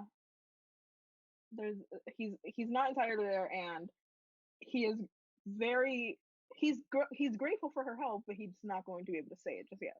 Mm-hmm. That's fine. She's like, yeah, all right, let's go outside, and then she's gonna kind of, like, bring him outside, somewhere there's not a lot of people around. Sure. So the front yard then is less likely to be crowded. Probably, yeah. Okay. Yeah, there's still a couple people there. There's a couple people sitting and drinking on the steps and sort of looking into the distance, and, like, they're very high, so, like, can you see the right? Yeah. So you bring Nyx to the front yard. Yeah. There's, like, a bench there. Yeah, and I kind of sit him down and be like, listen, so I just got a text from somebody about your journal. I don't know who sent it, but I'm not gonna post those pictures. Nyx starts crying. I don't go get all sappy now. I might be an asshole, but I'm not gonna do something like that to somebody who doesn't deserve it.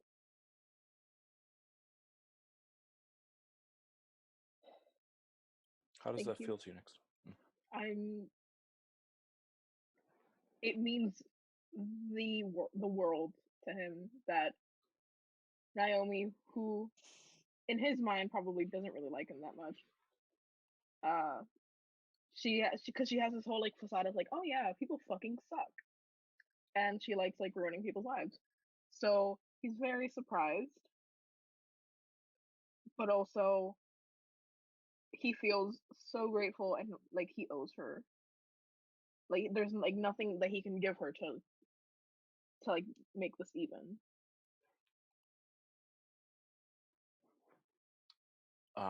Then I would like you to heal one harm.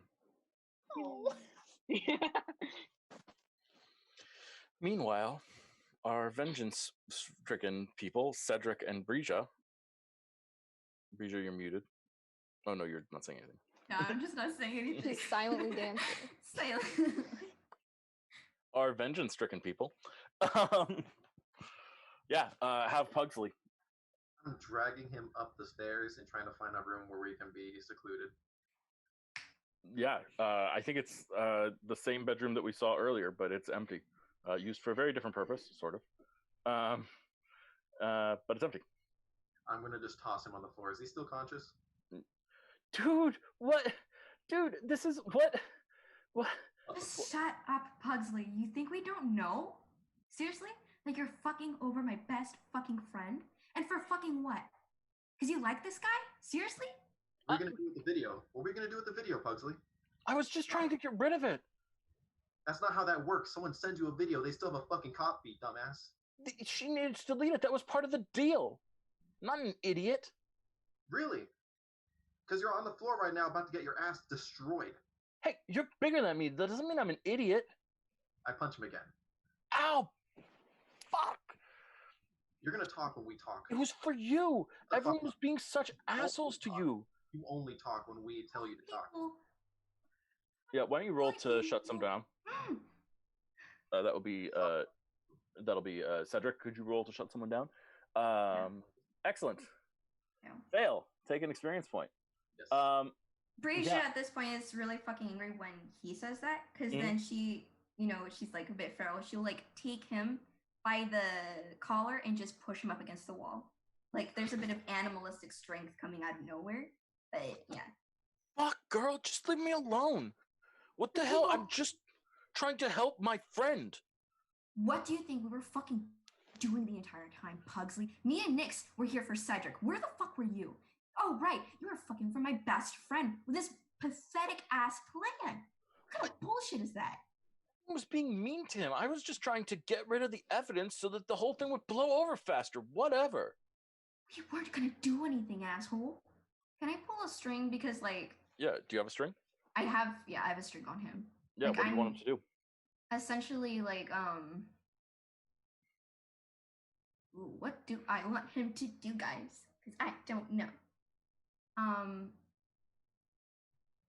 don't know. Is it possible to make him fucking realize he's a big fucking idiot, that we're all doing the same thing? No, you have he's to. A dumbass? You have to make him. You have to give him something to do, and then he can choose to either do it or not. Right. I want him to shut up and listen. He will absolutely do that.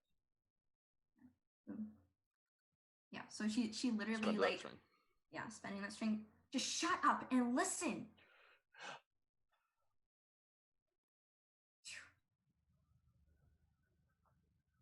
I was even fucking there for you, man.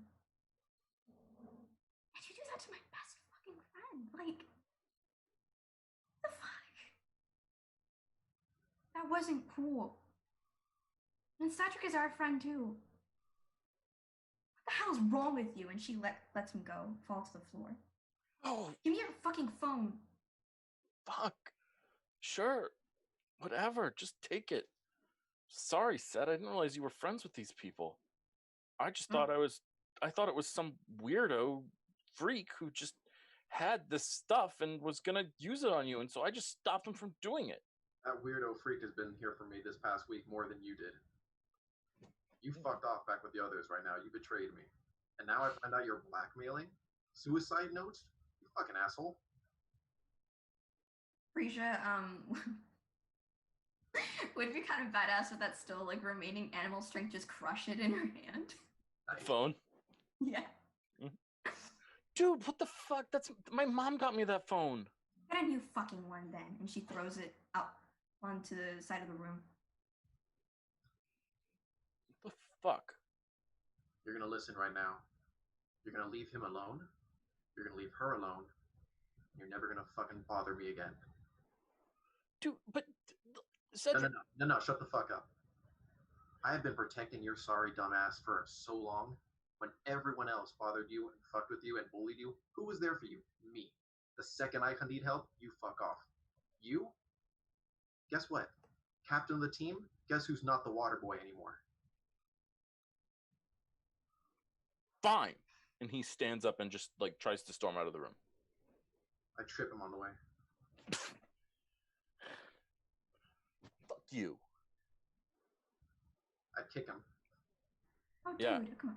Chill out. He's not in control right now. Yeah. I forgot. Yeah. Are you lashing out physically? Yes. Oh. Let's roll it.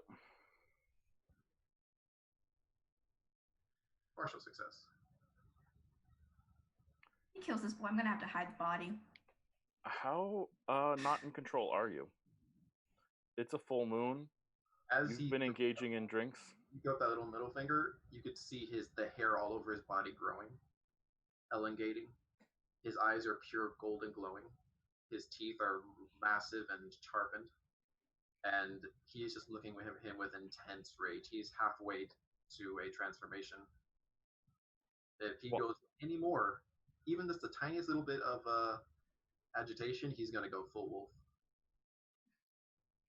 I'm pretty sure, like, with her own kind of wolfing out form and everything, like, she's just trying to, like, hold him back, but also because, like, she's fucking angry, but, you know, at least crushing that phone gave her a little bit more satisfaction.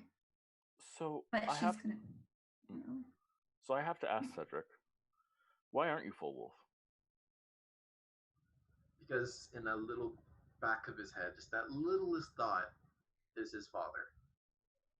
And the thought of what would happen if he did go full wolf right here in the middle of this party. And that's the one tiniest little thing that's keeping him from just going full attack mode.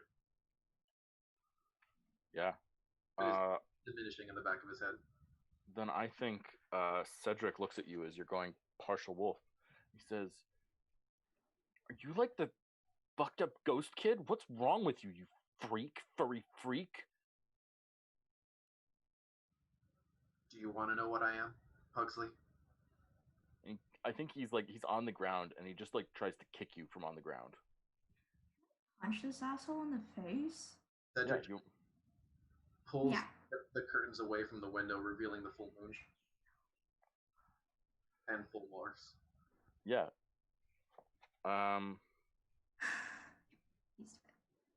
Okay. And Breja, while we're at it, can you lash out physically as well? Oh shit. Who am I punching in the face again? Let me think for a second. It's your call whether you think you would in this moment. I don't know. I mean, you know, I don't think she'll do anything because she's pretty angry, and I don't know, she's more like focused on herself and her own feelings and not really someone else. Okay. I feel like. But this creates trouble for Cedric, but that's up to him, I guess. Okay. So Cedric, do you want to describe your transformation to us? Very, very painful looking. You can see all the joints, all the bones in his body just revolting against him and just cracking and breaking. Some of them start popping out of the skin as everything just reforms into a canine form. He gets on all fours, and his wolf form is basically looks like a regular timber wolf, but 6 feet tall at the shoulder, 10 feet tall wide. Not tall, wide, tall. 10 feet wide. and just snarling. Okay. Yeah. So, I feel like I want to cut away from this scene so that we can see the results of this scene from another perspective. So downstairs, the camera finds us downstairs, and people are partying, and I think we have that moment where the audience is annoyed because, like, what? I want to see what happens.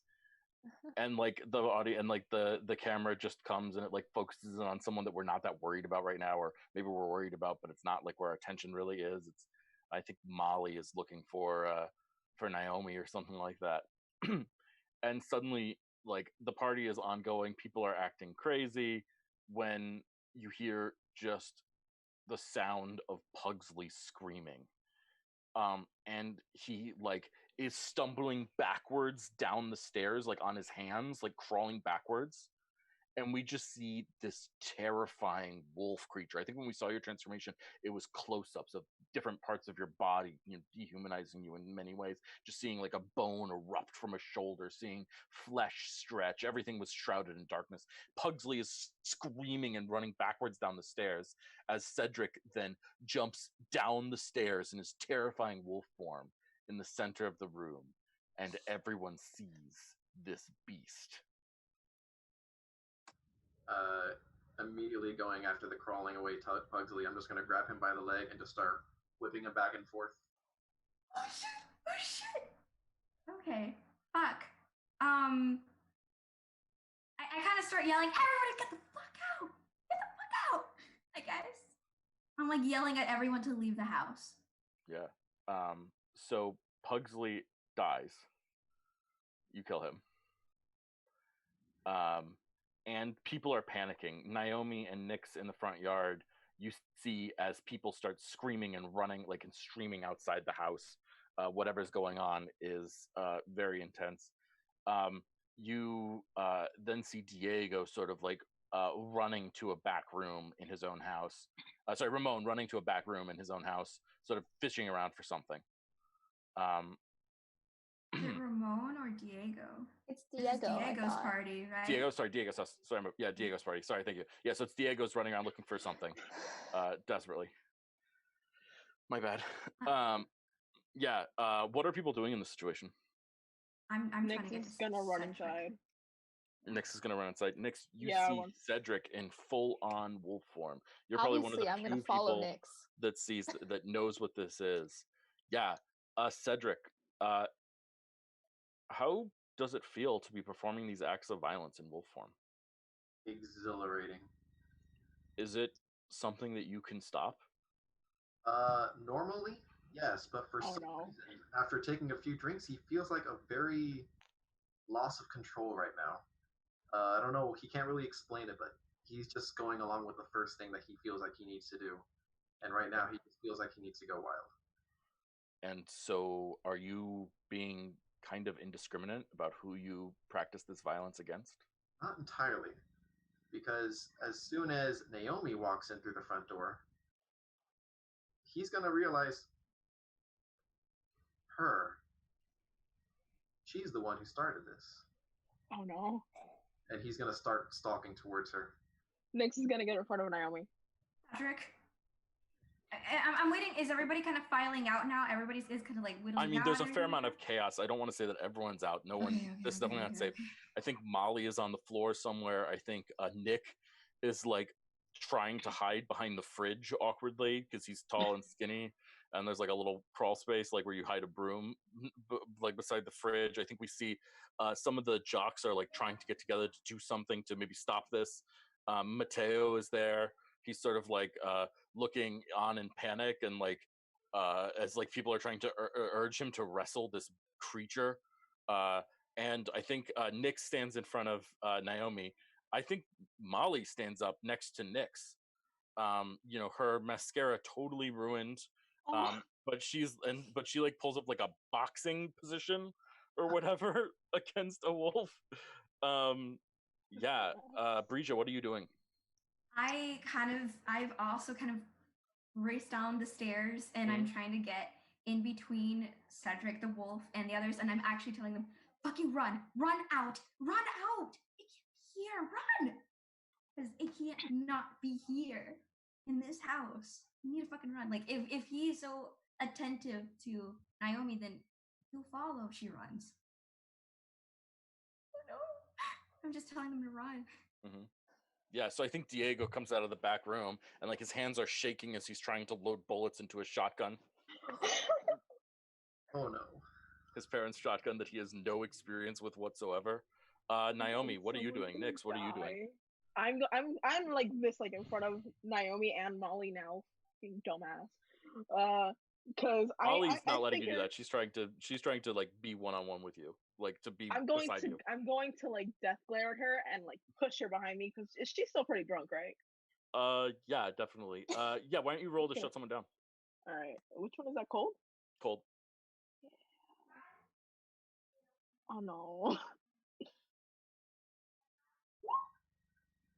Bing. Yeah. So you completely fail to shut her down. She just looks at you like, what the fuck? And like stands in front of stands like shoulder to shoulder with you, with the wolf in front of her. Fine. Because you know that scene in Jurassic World where he has the three, like, except it's just one giant wolf and it's just like, come on, Cedric, because he figures that him and Cedric are friends, like they're bros, so he won't try and kill him. So he's like Cedric? Trying to keep. Shut the fuck up. Shut up. So Naomi, this is the first time that you've heard that Cedric might be a wolf. You had no idea. She's like, what the fuck? Yeah. Cedric, what's your intention here? You want to get Naomi? Wants to harm her. Absolutely, yeah. He's not in complete control of his own thoughts. He doesn't know what he wants to do. He just knows her. She needs to get hurt. So what he's going to do is he's just going to use his head to knock aside both Nix and Molly. Mm-hmm. Can I make it go through me? Well, sorry, I want to focus on Nick. On Naomi first. Naomi, what are you asking? Do I get a sense that I could possibly try to hypnotize him, or is he too far gone? It's his darkest self. It's let me read the hypnosis rules quickly. Because that's all I have besides running. Yeah. Let's see what we got here. Well, first of all, Cedric, do you have any strings on Naomi? I used to, but I spent it already, so not right now. Okay. Oh, you used it? Yes. Yeah, I used it in the costume that one time. Yeah. Then I think you can attempt to do it. Although I'm going to give you a -1 on this roll, because of his darkest self is active. Okay. He's certainly not in control, and you might not like the results of hypnotizing him. All right. Wait, -1. All right, I'll put that on there. Nope. The -1 was included in that too, though. So yeah, that's a failure. Yep. Yeah, that's not going to work out for you. So, shit. So Cedric, Naomi tries to like look at you, and like you can see like an expression dawning on her face, and like of recognition that this is Cedric, and now she knows that you are a wolf. You can't be comfortable with that. I'm going to try to force my way past Nix and Molly. Why don't you roll with volatile?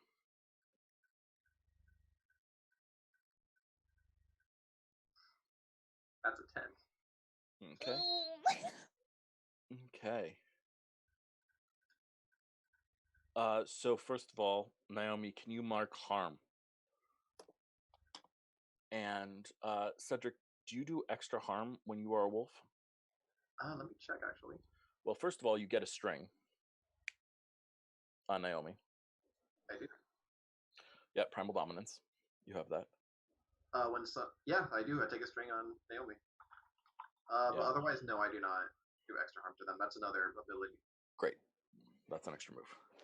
Okay. Yeah, I think Diego is to shoot this shotgun. Oh, wait, but I was between. Yes, please, Bridget, what do you want to do? Right. Yeah. Oh, he's on the other side of the house. So yeah. Yeah, because I was trying to make sure like to be between. Yeah, to get people out. Yeah. Right. Diego, don't just don't. I guess I can Do pull it. Roll with cold. Okay. You're trying to shut him down. Cool. Can I give Diego like a look, like do it? Yeah, you want to interfere? Sorry, before you roll, pardon me. You want to interfere? Yes. Do you have a string on either Diego or Brija? I might have one on Brija. I have 2 on Brija. Are you willing to spend a string? Yes. Okay. Brija, you have -1 on this roll. Okay. Roll with cold. I already had a -1, but okay. Now you have -2, bitch. Yes.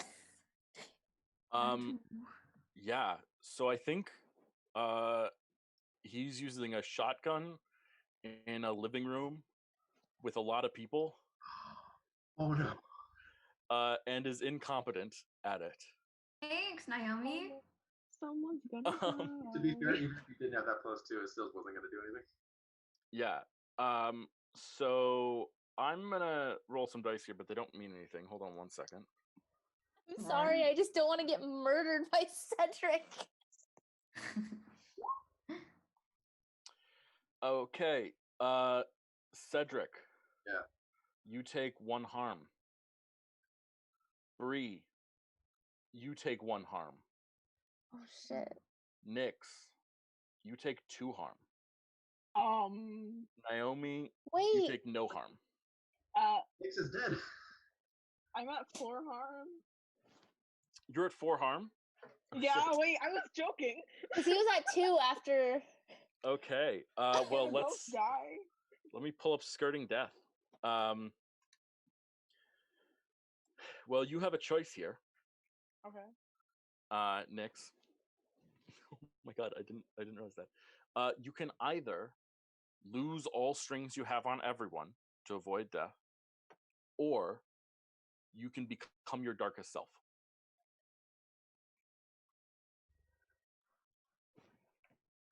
Shit. Like permanently? No, normal darkest self rules apply. Okay. Okay.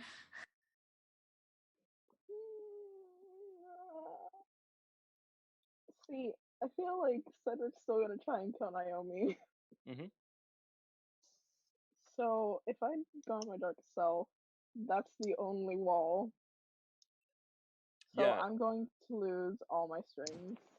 You're going to lose all your strings. Yeah, I didn't have that many to begin with. Okay. Delete all your strings and delete all of your harm.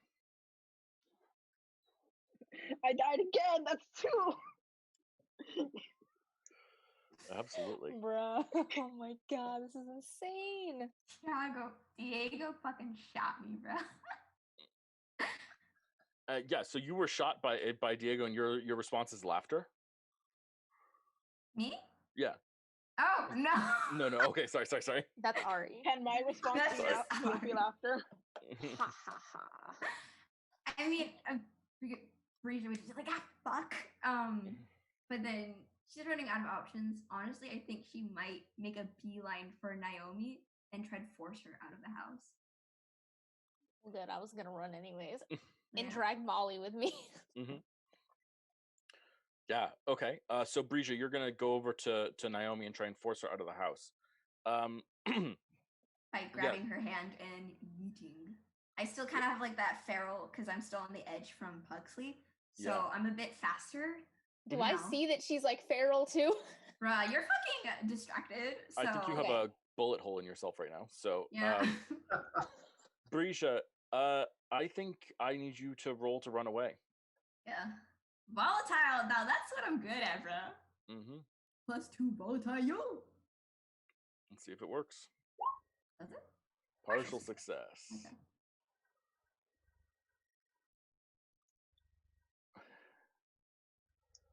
Yeah.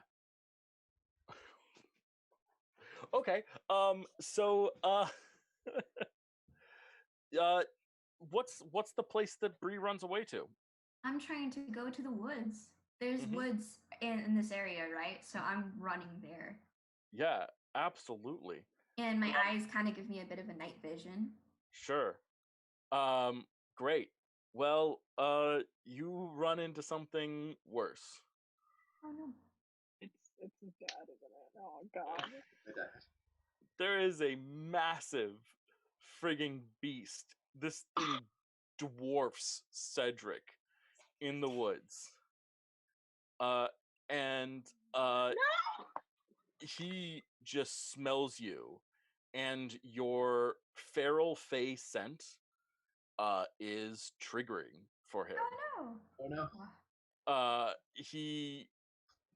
That conjures up memories of a life that was a while ago, and on a full moon it's just not enough, and he is going to attempt to bite you.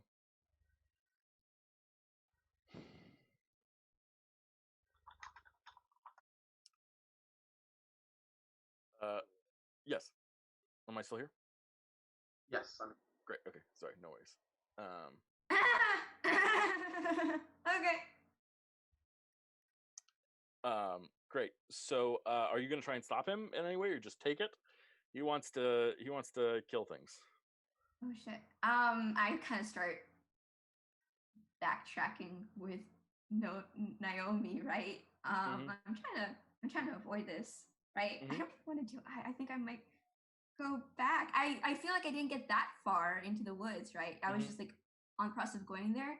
So now I'm literally between a brick and a hard place. Is that how? Between a wolf and a wolf. Between two wolves. It's a great place to be. Tooth and fang. So this is very funny because Cedric wants to go after Naomi and Cedric's dad wants to go after me. That's cool. Yeah. Cool.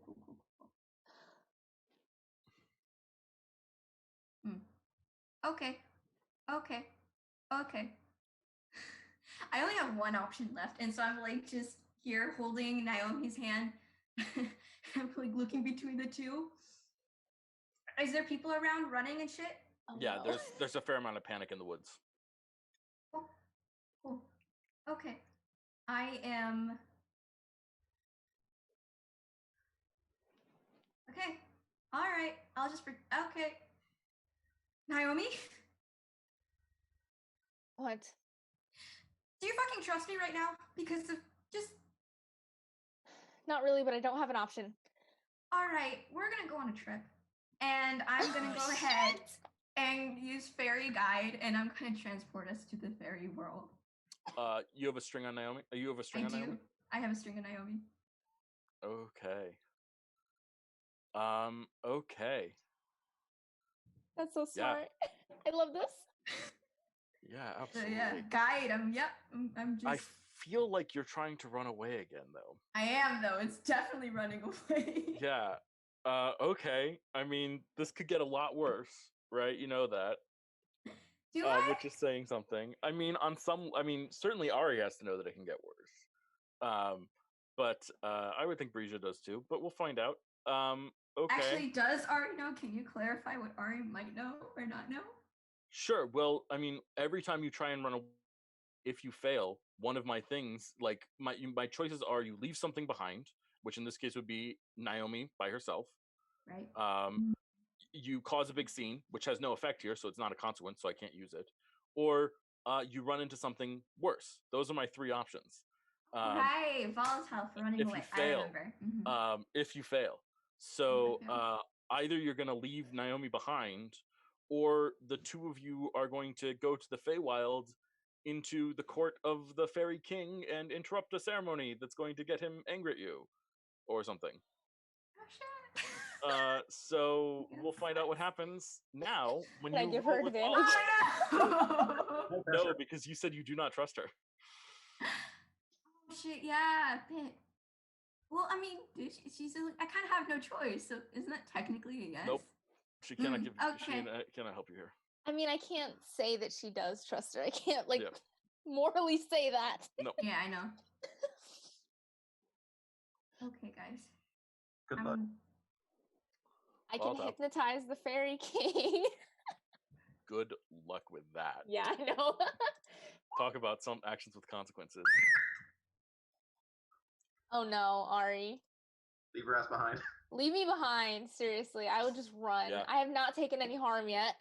I mean, I think that's what happens. I think that Brisha, after using magic before already, and it's kind of like in her half, that takes a lot of power. It doesn't go well. It's like when you're using a transportation magic spell and you have to roll the D100 to see if it succeeds or not. That's basically what happened. Yeah. So, I mean, you didn't even get a partial failure. You got a full failure. I mean, I feel like the appropriate action here is for me to have both consequences occur, right? Have you teleport to the Fairy Queen and leave Naomi behind? Oh no. Okay. Naomi, there are werewolves on both sides of you, and Brisha, who was helping you, just is gone. Wait, has Cedric like caught up? Like he's there? I wanted to do something real quickly. Yeah, go for it, Cedric. So as I get shot, I'm gonna snarl for a second at Diego. I'm gonna see my prey start running away. I'm gonna take off after her. I'm gonna see this other werewolf. Here's the thing. I'm running on pure instinct right now. Normally, my instinct would be to back down because this is obviously the alpha. Not in my right mind right now. No. So, right now, another predator is on my prey in my territory. Yeah. I'm gonna lunge at my father. Yes. And I'm gonna be like, that fucking bitch, and then I'm gonna run. Yeah. Okay. I want to check in before we make this roll. I want to check in with Nyx. What even is happening with me? I'm not sure. Yeah. I mean, so you've removed all harm, but you've lost your ability to relate to people on some level. Like you no longer have any relationships to anyone. It feels like you are more isolated than you've ever been. Molly is on the floor. You look down and you see that in Cedric's flight, his like back claw just scratched a hole in Molly's stomach, and she's bleeding on the floor before you. Oh my god. I'm gonna try and. I mean, fuck. I guess I'm gonna try and stop the bleeding. Okay. Yeah. What does that look like? Shit. Oh no. Fuck. What? Nyx takes off his jacket. Fuck. And he like he presses it onto her stomach. The fabricy part, not the leather part. Yeah. Is Nyx substantial enough at this moment to do this? Is he? I mean, that's a question for you.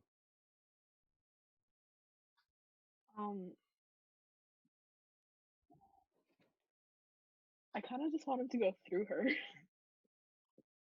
Yeah. So you try to stop the bleeding in Molly, but your jacket keeps on going through her. Oh my god. She looks up at you. Oh no, oh no! What?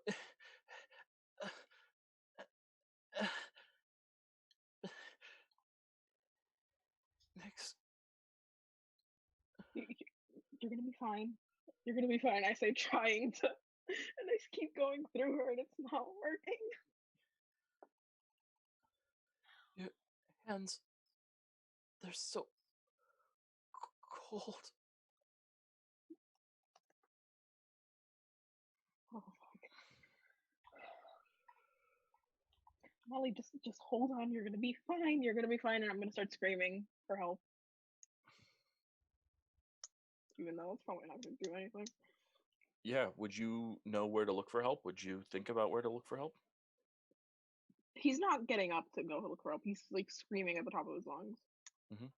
Like almost like I'm like thinking like visualizing like a ghostly wail kind of thing. Yeah. Are you would you think about where to get help? Would you take this moment to gaze into the abyss? Yes. That's a good idea. What do I roll? Dark? Dark. That's my best one. Let's hope I fucking succeed at something today. Great! So I don't think it's not that it doesn't work. I think you make eye contact with Molly. And you look into her eyes and see, you do that thing where you sort of shift your perception so that you can use the sort of wetness of her eyes as like a scrying pool, almost see people's future, see into who they are, see into what they can do and who they could be. And you look into her eyes and you see that in her future all there is death.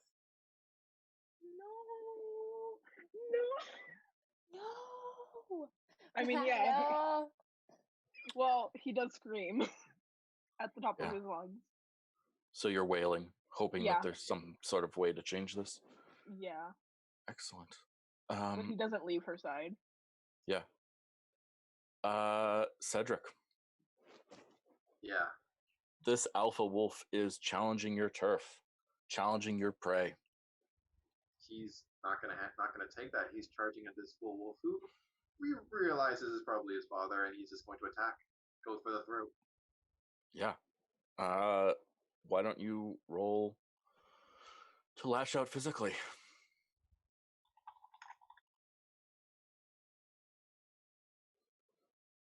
If you're worried about hitting, you can add one. Nope, never mind. 13. That's a volatile success. You have a string on your father, correct? I do. Do you want to spend that to add 1 harm to your father? I would, in fact, like to do that. Absolutely. It's absolutely. And then you are a werewolf, fighting another werewolf. Let's turn to a double werewolf.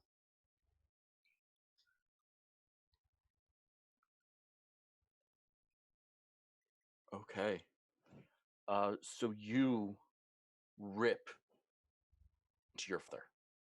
I think you bite into him, doing a severe amount of damage, ripping a chunk out of his neck, and blood spurting everywhere. And for a second, you feel the thrill of the hunt as it goes through you, as it courses through your veins. You feel the glory of conquest. But per the rules of the game, I have to ask you a question, and it's a weird question to ask on stream, but I'm going to ask it anyway. Do you love your father?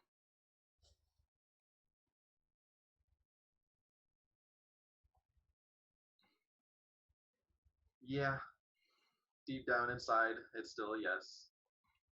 Then, kind of perfectly, we have the worst possible situation that could happen. You realize that you have harmed someone that you love, and you turn back into a person. Your darkest self fades. But here's the thing. Your father didn't harm you. And so there is still this massive werewolf there. And he has been foiled multiple times tonight. He was after Breja when Breja disappeared. And then he was after weaker prey when this puny wolf attacked him and injured him. And so he's got to do something about that. Oh no. Papa? Yeah. I mean, I feel like I don't know whether he goes after Cedric or Naomi at this point. Okay, that's what I was saying though. Is like the second that Cedric went to attack his dad, Naomi was already booking it. Like she's going as fast as she can back towards the house to get to her car. Yeah. So she can drive the fuck away. So then we're gonna let this roll determine what happens here. Naomi, I need you to roll to run away. Is that volatile? It is volatile, and if you succeed, oh, -1. I don't like that. If you succeed, then you get away, and he'll go after his son. And if you fail, he's going after you.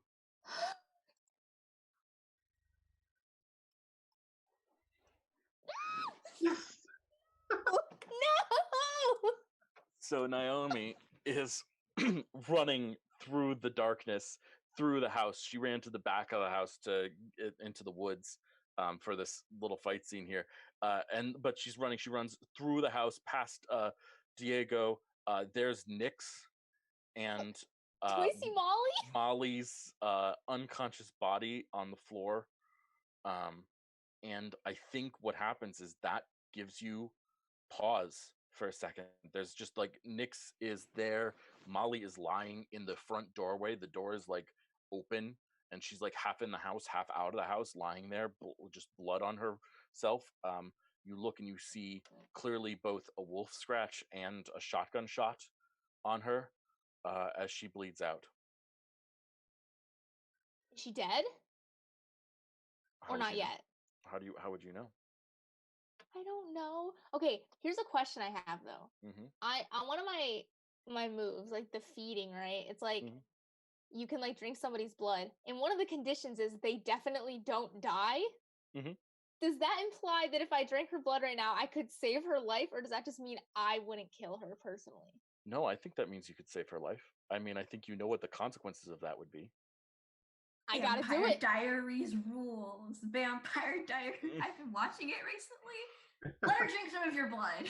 I'm gonna tell them like, shut the door, he's coming. To like, the fucking werewolf. But yeah, I'm gonna just. You're gonna try and drink some of her blood? Yeah. Excellent. Beautiful. Okay.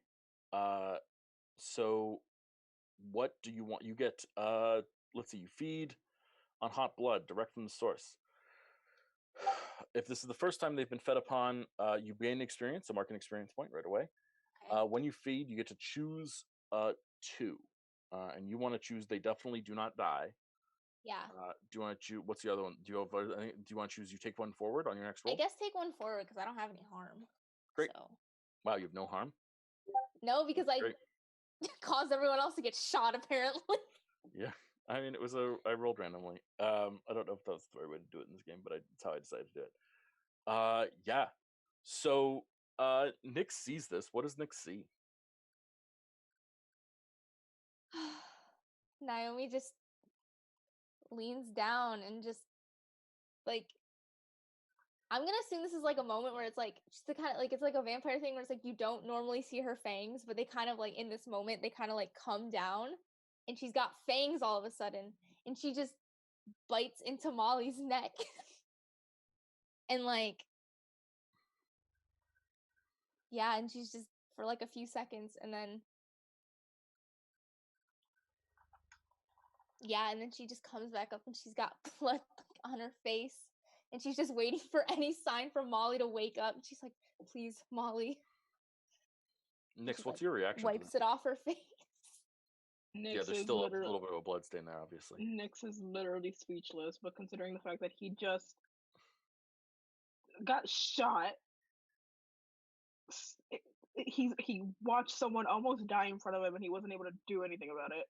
He's just like, oh, okay. He'll have more questions later when he's not like traumatized. Yeah. Okay. Sorry, I just had to say I said traumatized the same moment Luna did. Nice. Yeah. So I think I think that Naomi knows that like while this is happening, if you want her to survive, you're gonna have to feed her some of your blood as well. Right? We've got the whole cyclical loop thing. So what do you do to make that Honestly, happen? Naomi seems like the kind of bitch who would carry around like a pocket knife or like a switchblade or something to like protect herself. So she just like gets that out of her pocket and she just kind of like cuts her palm and then just like lets it drip into like Molly's mouth. She's like, please come back. Yeah. So you see this, Nix. You see all of this happening in front of you. And then suddenly, like, Molly, who you were certain was dead a second ago, like, just her hand, like, reaches out and just grabs Nix. Grabs Naomi by the back of the head and just pulls her down. And her own teeth expand and she rips into Naomi's neck as well. Fuck. I'm muted. Nix is gonna stumble back a little. Yeah. Okay. Yeah. So you stumble back a little bit, and I think at this point you see Cedric come into the house. And Cedric, what's your response? Your father is hunting you. We all have to get in my car and go. He's hunting me right now? Yeah. He's hunting food. He seems to either want you or Naomi. Question. I always kind of wondered, when I transform, does that get rid of my clothes? I mean, I think we'll do the Hulk thing where they expand outward, but then come back. You know. So party clothes, yeah. Yeah. Your pants are looser now. Awesome. I'm gonna run in. I'm just gonna see this scene. I'm gonna try to close the doors and lock them behind me. Try to start barricading everything to make sure he doesn't get in. Yeah, I mean, of course, he just, as you're trying to do that, it just jumps through the window, breaking the window. And I think Diego, who's still here, says, "Fuck, did it get bigger?" And he like pulls out the shotgun again, trying to find a way to shoot me, trying to figure out a way to shoot it. He has it loaded already, but he just sort of like, his hands are super shaky. Stop. We have to go to my car. We have to go to my car. Come on. Yeah, Cedric, roll to shut Diego down. Yeah, he's just gonna shoot everybody again. With fucking lose my shit. Yeah, absolutely. So Diego looks at you and says, "Well, what do I do?" Run! Yeah, I'm like dragging Molly with me, and I'm like, fine, then die, and I run away with the rest of you. Yeah, and I think you attract the movement with your running away. You track your father as he launches after you and Naomi, who are now leaving out the front door with Molly. We're getting to the car. 3 tasty treats at once. Obviously, Nix doesn't smell like food, as we've already established. But that's 3 tasty treats at once, and so he is very excited about this. Yeah. Let's see. I feel like the appropriate thing here to do is roll run away one more time. I'll allow either Naomi or Cedric to roll this. You're giving +1 to the other person, though. What is your modifier? For which score is it? Volatile. Volatile, I have a +2. Oh, mine's -1. You roll. Yeah, okay. And you get a +1 from Naomi helping. Oh, never mind. Even if I did get a +1, I've been a 5. Okay. Fucker. Great. Yeah. So I mean, I think harm has to be done here. Let's see. Not to Molly. Wait, she's healed, right? All the way. I want to run at his dad and. Nix, no. I'm gonna go into my darkest self. Can you control that? Can I? I mean, you can't just trigger darkest self yourself. Oh, true.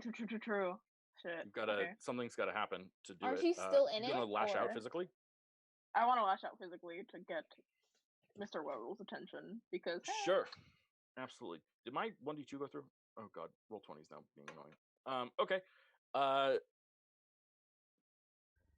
Well, I guess the scene continues. So, Naomi, I think you take 2 harm as this werewolf bites into you.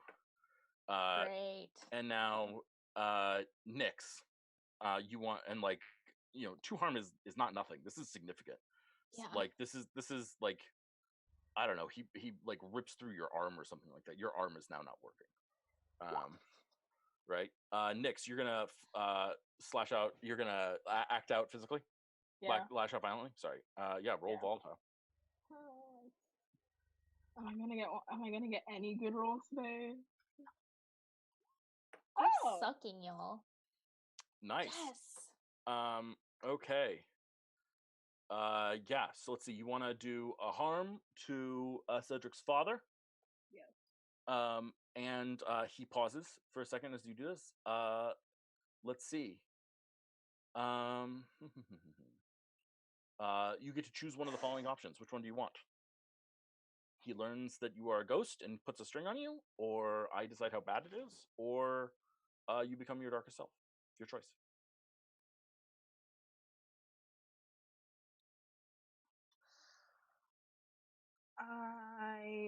He can fuck it. He can find out I'm a ghost. I don't care. Okay. He's a fucking werewolf. What do I care? Yep. He's and a furry. he gains a string on you, which means he does extra harm. If he Oh. wants. Shit. I forgot about that. Yeah. Let's go check in with Bree. In the Feywild. Curious over there. He's about to go to sleep for a second there. Hi. Hey, Brisha, how you doing?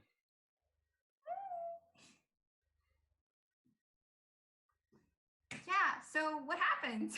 Yeah, I mean, so you go to the other side, right?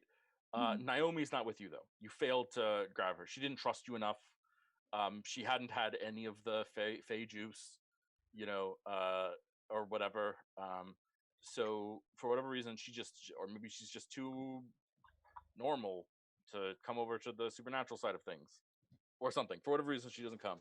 But you land there, and there is some sort of ritual going on. Some sort of witch, group of witches, some male, some female, are sacrificing some sort of human, and the Fey King is observing the ritual, and you just sort of appear in the middle of this wild, frenetic dance as these people are doing things, and you just sort of land there, and like several people trip on you, and you've interrupted this dance.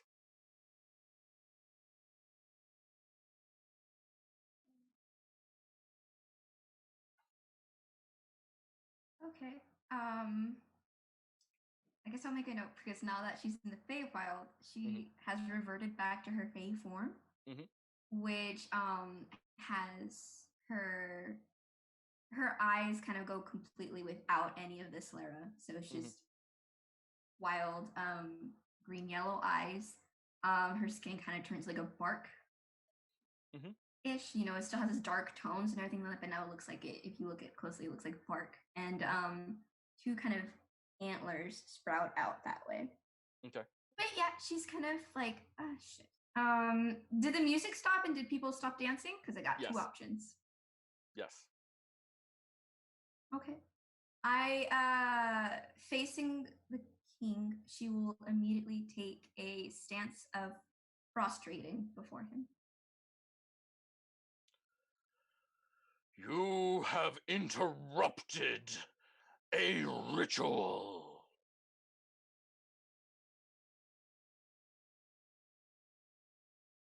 I'm waiting for him to give me permission to speak because I'm not going to speak without him. Yeah, that is a good call. Let me look at something quickly. Pardon me.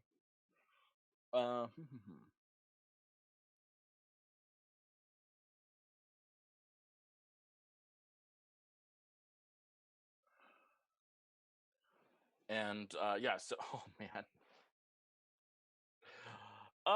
Okay, yeah, so you're left there waiting quite some time. As he paces around and sort of chats with some other people to like figure out how to redo the ritual as he sees fit.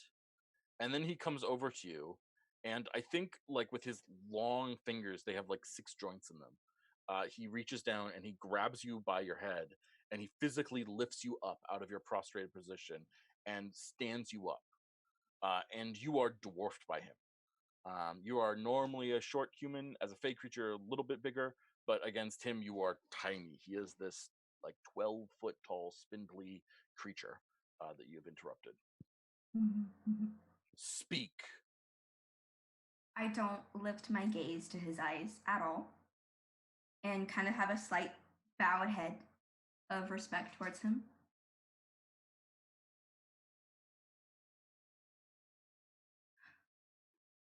I was doing homage to your highness in the mortal world when a beastling came and disrupted. Without... Is this some pathetic form of excuse? It's the truth. I attempted to flee because they saw me as an interesting prey. I had used my, I'd be like, I'm gonna leave it at that. Like Yeah. Okay. I will allow either keep your cool or shut him down. Either is fine. Which one does what? They're both cold. Shutting him down would be like your excuse works, maybe a little bit, and keeping your cool would be like he's gonna berate you, but you'll like come out the other end without like mental scarring. They're very similar in this case. Yeah. And they're both roll with cold. Yeah. I don't think she'd shut him down because he's the king.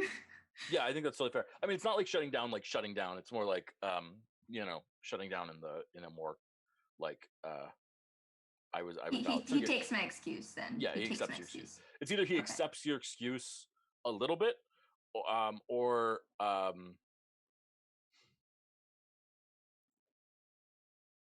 if you don't think that that's worthwhile, then you would just try to keep your cool. Yeah. You fail. Okay. Yeah.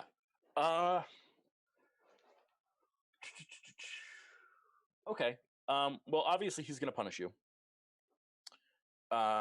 He's got a couple different ways that he could punish you. And I am going to decide upon that in a minute. For now, I'm going to flash back to the other scene that's going on, as it were. So I think our camera comes back to our madhouse at the party. And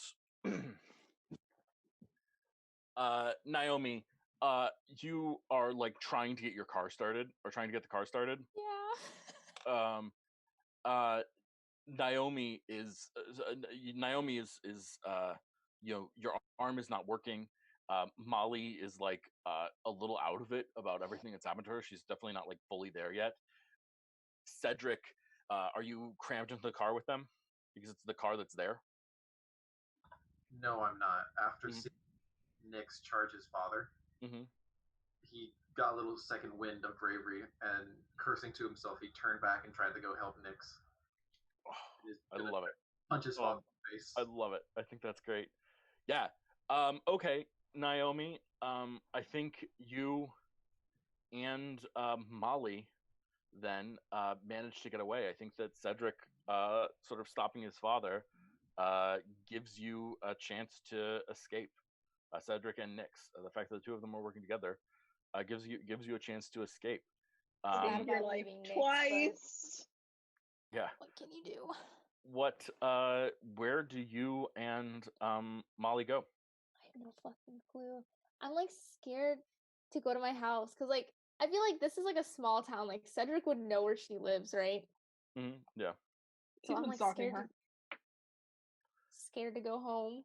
But like she doesn't know that, bro. Like last she saw was like these two fucking werewolves are chasing after her. She doesn't. She thinks Cedric is trying to kill her. So I don't know. So I think Molly says, "My house, my house."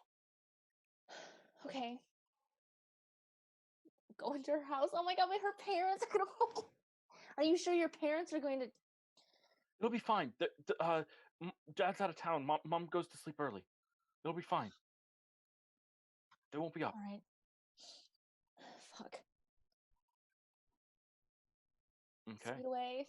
Yeah. So we see you guys driving away. Cedric and Nyx are with the werewolf. Cedric, what do you want to do here? Out of just pure crazy bravery, I'm just gonna punch my father in the eye. Yeah. Cool. Yeah. Okay. Lash out physically. I think if you fail, he is going to do serious bodily harm to you. Can I use my string that I have on him? Yep. So what does that do? That gives me a +1? Yeah, it gives you a +1 on the roll against them or +1 to the harm. Your choice, one or the other. But you have to tell me before you roll. +1 to the harm. Okay. I'm confident. Never mind. Oh, fuck me. Oh, no. Yeah. Okay. Well, in some ways, this kind of works out. Nix, what's your position as Cedric charges his father? I mean, the way that I was gonna, like, lash out was I was gonna grab my jacket and try and, like, cover his eyes and, like, pull his head back. Yeah. Yeah. I love it. Okay. So, your father, Cedric, in wolf form, like, you try to punch him, but he just opens his massive, slavering jaw and bites your arm off, ripping it entirely off. I want you to immediately take 2 harm. Second character who's had his fucking arm ripped off. Yeah. Amazing. But you immediately take 2 harm. Okay. Dead. No, you'll skirt death in a second, but we'll get there in a second. But and his response to that, because he is also a werewolf, is that he has hurt someone that he loves. Oh, thank God. And so he immediately becomes human in front of you guys. Yeah, I think the scene has to sort of wrap up, so I'm not going to give you an option here. Normally I would give you an option as to how you want to skirt death, Cedric, but I don't think I'm going to allow you to become your darkest self. Would you prefer this to be Cedric's death, or would you prefer to lose all strings you have on everyone? I'll lose all my strings. Okay. Great. Are you sure? Yes. Okay. Yeah. So you lose all your strings. You're going to be hospitalized for a little while, and you've lost your arm. Okay.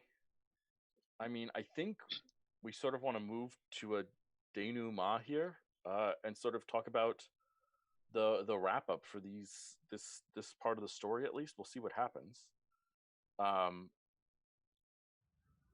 Nix, what's your immediate response? What do you do for the next? Cedric's father, like, walks over to the phone. Diego, like, is freaking out about this, and so he just decks Diego, knocking Diego unconscious, and then calls 911. I mean, I was in my darkest self. After, like, when I lashed out physically, I went into my darkest self. You went into your darkest self. So yeah, because I partial. Yeah. So let's talk about this. I think this is I think this might be the darkest timeline, guys. So you become invisible, unknowable. No one can see you, feel you, or hear your voice. Cedric's father is not going to recognize you. Cedric is lying unconscious on the ground. Naomi and Molly have left. Breja isn't around.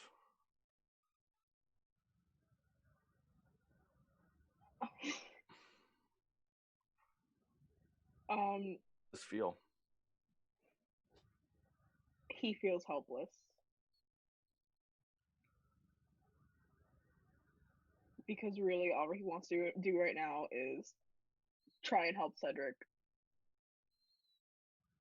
But he can't. How does it feel to be so powerless? He's frustrated and angry at himself. And angry at Cedric's dad. To the point where he's just like so angry, he's just he punches the ground and he like screams a little bit and he gets like deathly quiet. Your hand goes through the ground as you punch it. Fuck.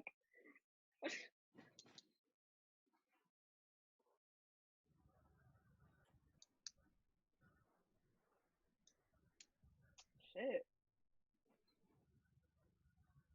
He's okay. Once his hand goes through the ground, he's not angry anymore.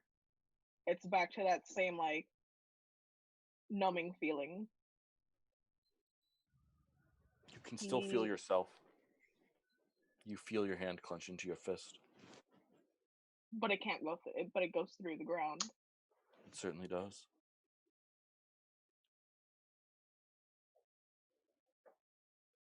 He's gonna dig his nails into his palms as like hard as he can. You can see your hand start to bleed. Do I feel the pain of it? Yes. Okay. Alright, that's a little grounding. That calms me down a little.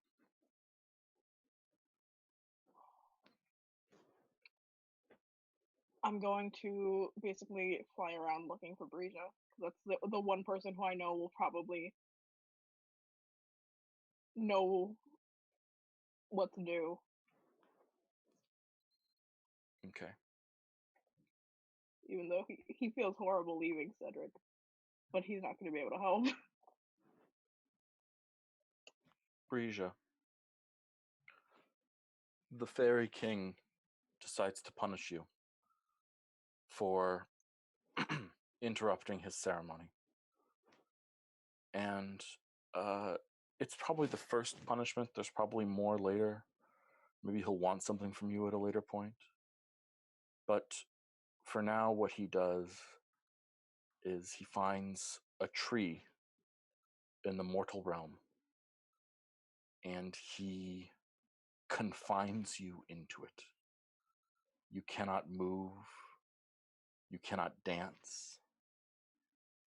You cannot even really speak. All you can do is rustle your leaves, and even that you can only do when the wind comes by. How does that feel?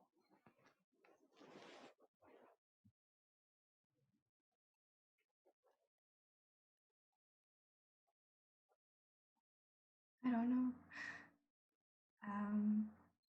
She would have preferred pain. She would have preferred him tearing off her antlers, peeling off her skin, anything else, but taking away her freedom to do anything. And that's why he did it. The Fae creatures all value their freedom, and now you have none. It's a prison.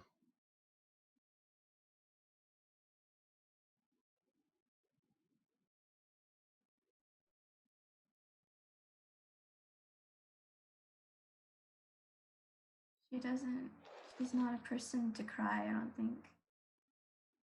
She could probably count one time she's ever cried. But if a tree could cry, she would be. I think we see sap bleed from the top of the tree.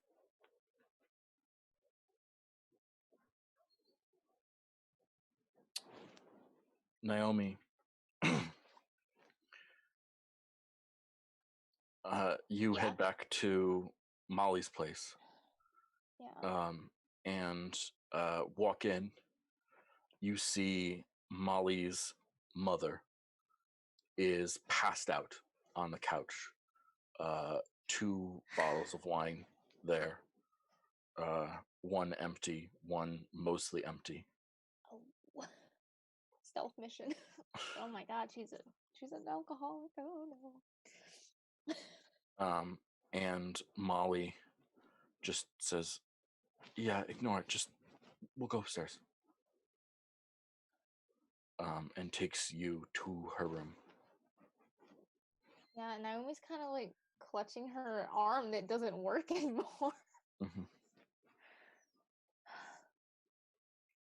So Molly sort of is stumbling around. You know, you've prevented her from dying, but she has a hole in her and a scratch.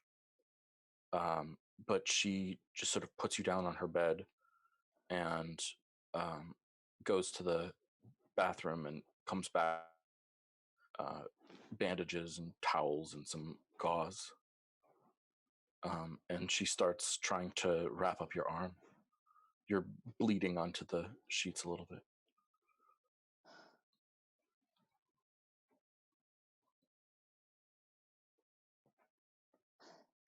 Okay, this is a long shot. You're gonna need to trust me.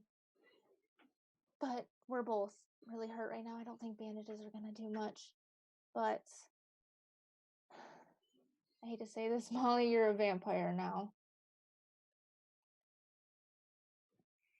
And this is what you were hiding from me. I didn't want you to know. I didn't want anybody to know. I don't like this part of myself. Is this what happened with Raoul? Did you try to eat him? And he freaked out? Well, okay. I'm not gonna lie. I was intending on maybe doing something of that sort, but no, that's not what happened. The truth is, I was trying to mess around with him and he walked out on me like a fucking asshole. And so, yeah, it hurt my pride a little bit.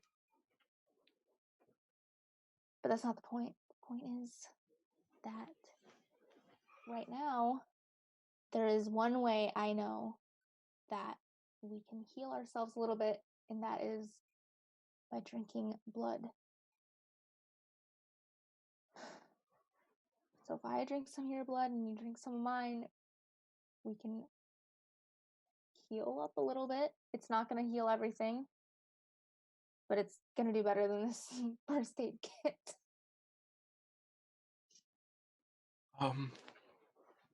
Okay, I've never done this before.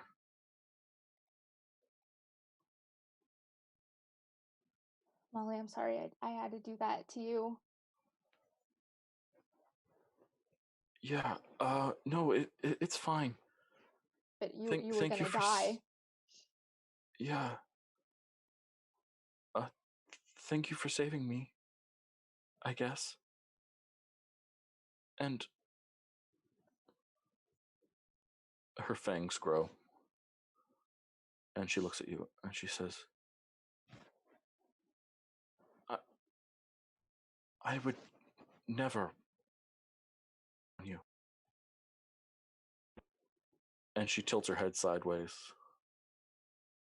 exposing her neck to you.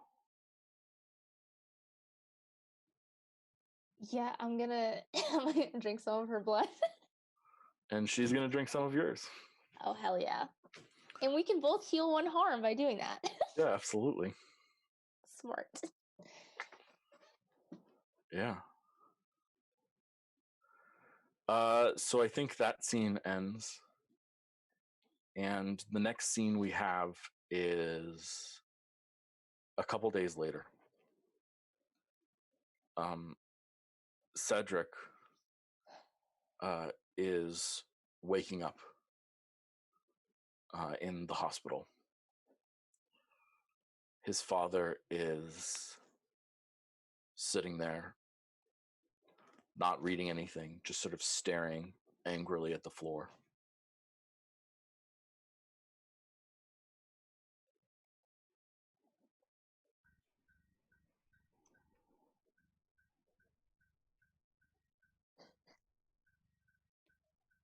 He's just staring at the ceiling. He doesn't understand what he's feeling right now, and everything is just a blur of jumbled mess.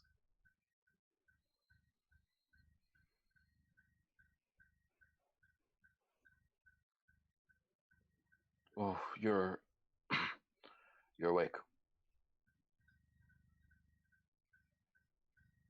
Yeah. How are you feeling? I don't know.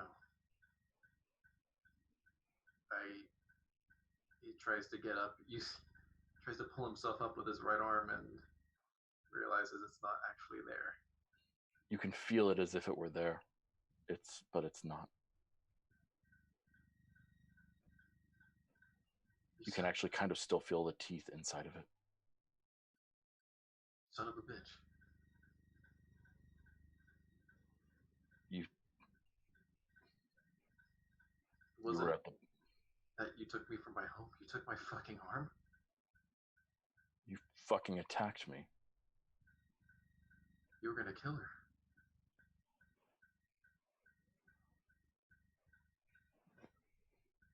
What the fuck were you doing? Just taking little strolls in the park, eating whoever the fuck comes by? Fuck you. You fucking hypocrite. Fuck you. You took my fucking arm, you sadistic, psychotic motherfucker. He punches the wall, and the wall cracks. And you look at him, and you see that his eyes are wet. Oh, you want to fucking cry? Well, guess what? I'm gonna be spending the next few days over this. I can't. I'm not gonna be able to run anymore. Ever. You fucker.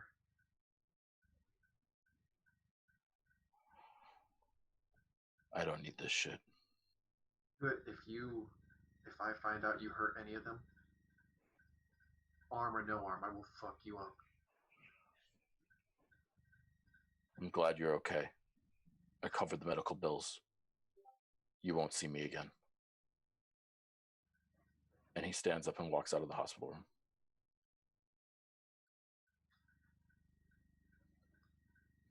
Cedric's just... He takes a moment and then he just grabs whatever's on the shelf, the desk next to him, and just pins it against the wall. Yeah, I think it takes you 2 tries. Because the first time you try and do it with an arm that's not there.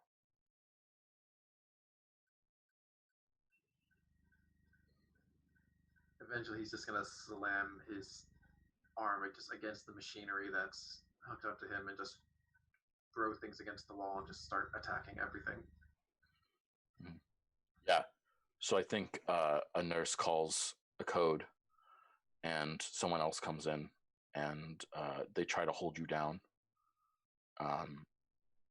and shoot you up with a calming drug to put you back in La La Land. All the while, he's just screaming all these threats and all this violence that he's going to commit against his father the second he finds him. And as he's going under, he's just thinking of how his life is just over.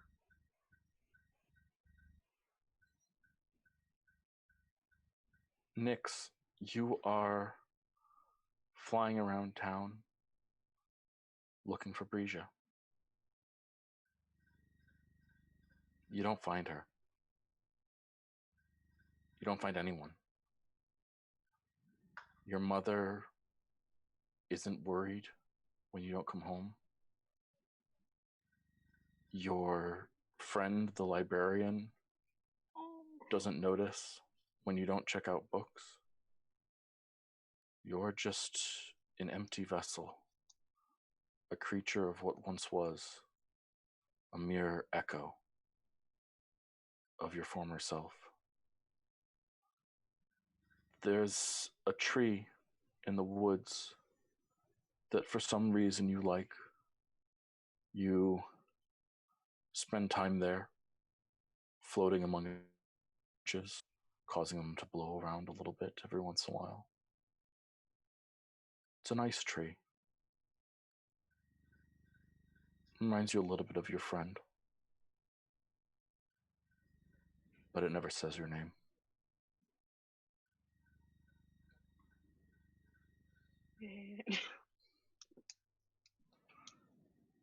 And I think that is the end of the story. I mean, it's a tragedy, but at least for now, I think that's our ending. How is everyone? Say psych no right now. fucking words. I have no words, y'all. Everything went so wrong. Yeah. Oh my lord. How is everyone feeling? Bro, the season finale sucked. I'm giving it a 1-star rating. We're gonna go rant about this on Tumblr. We're gonna get it trending. Start off with us rebuilding that shit. Yeah. Oh my god. That was really fucking sad. Oh my god. I thought we were all gonna drive away and have a road trip together again. Nope. That'd have been great. That'd have been nice. That would have been so nice. Would have been awesome. That was the intention when we started the campaign, but you guys went another direction, so. Oh man. Have $2,000 from Diego. You could have had fun. Bro, fuck. Yep. This is all Pugsley's fault. This is all Pugsley's fault. That fucking bitch. Oh man. Anyway, it was definitely your dad that killed Caesar. Oh yeah, 100%. no doubt. Well, we'll never find out. Nix is another fucking missing person again. Yep. Naomi got out of this. I mean, sure, that's the ending now. Mm-hmm. But eventually, someone will come back. It's probably Lux, and he's gonna be like, "The fuck's my baby brother?" And he'll remember him enough to bring him back. Please. And I don't know with Breja. I mean, the Fairy King, he's gonna keep her there until he wants to use her again. That's certainly true. Until he has a favor that he wants you to do for him. Nick's about to fucking fight the Fairy King. Ooh, that's an interesting. Let me in! Oh my god. Breja has been gone for like months, and no one knows where she is, dude. Yep. That's a season 2 right there. That's so That's season 2 right depressing. there. Oh my god. Wait, does Cedric also not realize? Does no one remember Nyx? Wait, epilogue. Naomi and Cedric team up to find Breja. And maybe Nyx if they can remember him. Yeah. If it's I mean, wait. like yeah, go for it. It's season 6A of Teen Wolf when Styles gets fucking pulled and forgotten by everyone, and the whole season is just trying to remember him. Yeah. Like, remember that one guy? I don't know. Yeah, because people would eventually kind of forget about Nyx, but Lux would come back, right? If Lux came back and you came back, and then you'd be like, "God, my Breja," and then you're the one who connects both Cedric and Naomi together, because both of them owe you favors, and it's just like his Avenger squad, and you're looking. Nyx is too nice. Nyx should have just fucking let you guys fucking deal with your own bullshit. Should not have tried to help Naomi. Yeah. I mean, I feel like I feel like the actual epilogue is that someone like months later is cleaning out Diego's wreck of a house. It's like a construction worker or something like that. And they find Nyx's journal. Yes. Right? And then that's the epilogue, and you're like, oh. Ooh, What could it mean? What did it mean? It's like all the Marvel movies. Nyx will return in the next installment of. Next season of Monsterhearts. Just leave the journal more, and then suddenly the pages start flying by themselves. Yeah. I feel like for Breja, if she was crying, it's only because like it's her friends and she's not going to see them again. She's used to lasting for centuries and eternities. So eventually, she'll just have to go back to waiting. Next season on Monsterhearts, Breja, 300 years in the future. All your other characters are dead. Bro, not me. I'm not immortal. Suddenly, Nyx is a ghost. Yeah, it's fair. Fair enough. I said now it's sci-fi Monsterhearts though. It's just Cedric is the only one that's gone. The rest of us are immortal. Yeah, you meet up with Cedric Jr. Oh my god. He's got daddy problems, by the way. Every Cedric down the line has daddy issues. I mean, it's a thing. Okay, guys. Well, thank you so much for watching. Those of you who are watching, we had a great time. Sorry for the issues. I have no idea what we're going to do, but we're going to figure out something to do at some point and make it happen. But this was a lot of fun, guys. I hope you enjoyed Monsterhearts. I certainly had a fun time running it. And we will see how all this happens in the future. Thank you all so much for watching. Please like, follow, subscribe, whatever it is that you do, and retweet. And yeah, we'll see you next time. Feed your cat. call your mom, or rather, call your cat and feed your mom.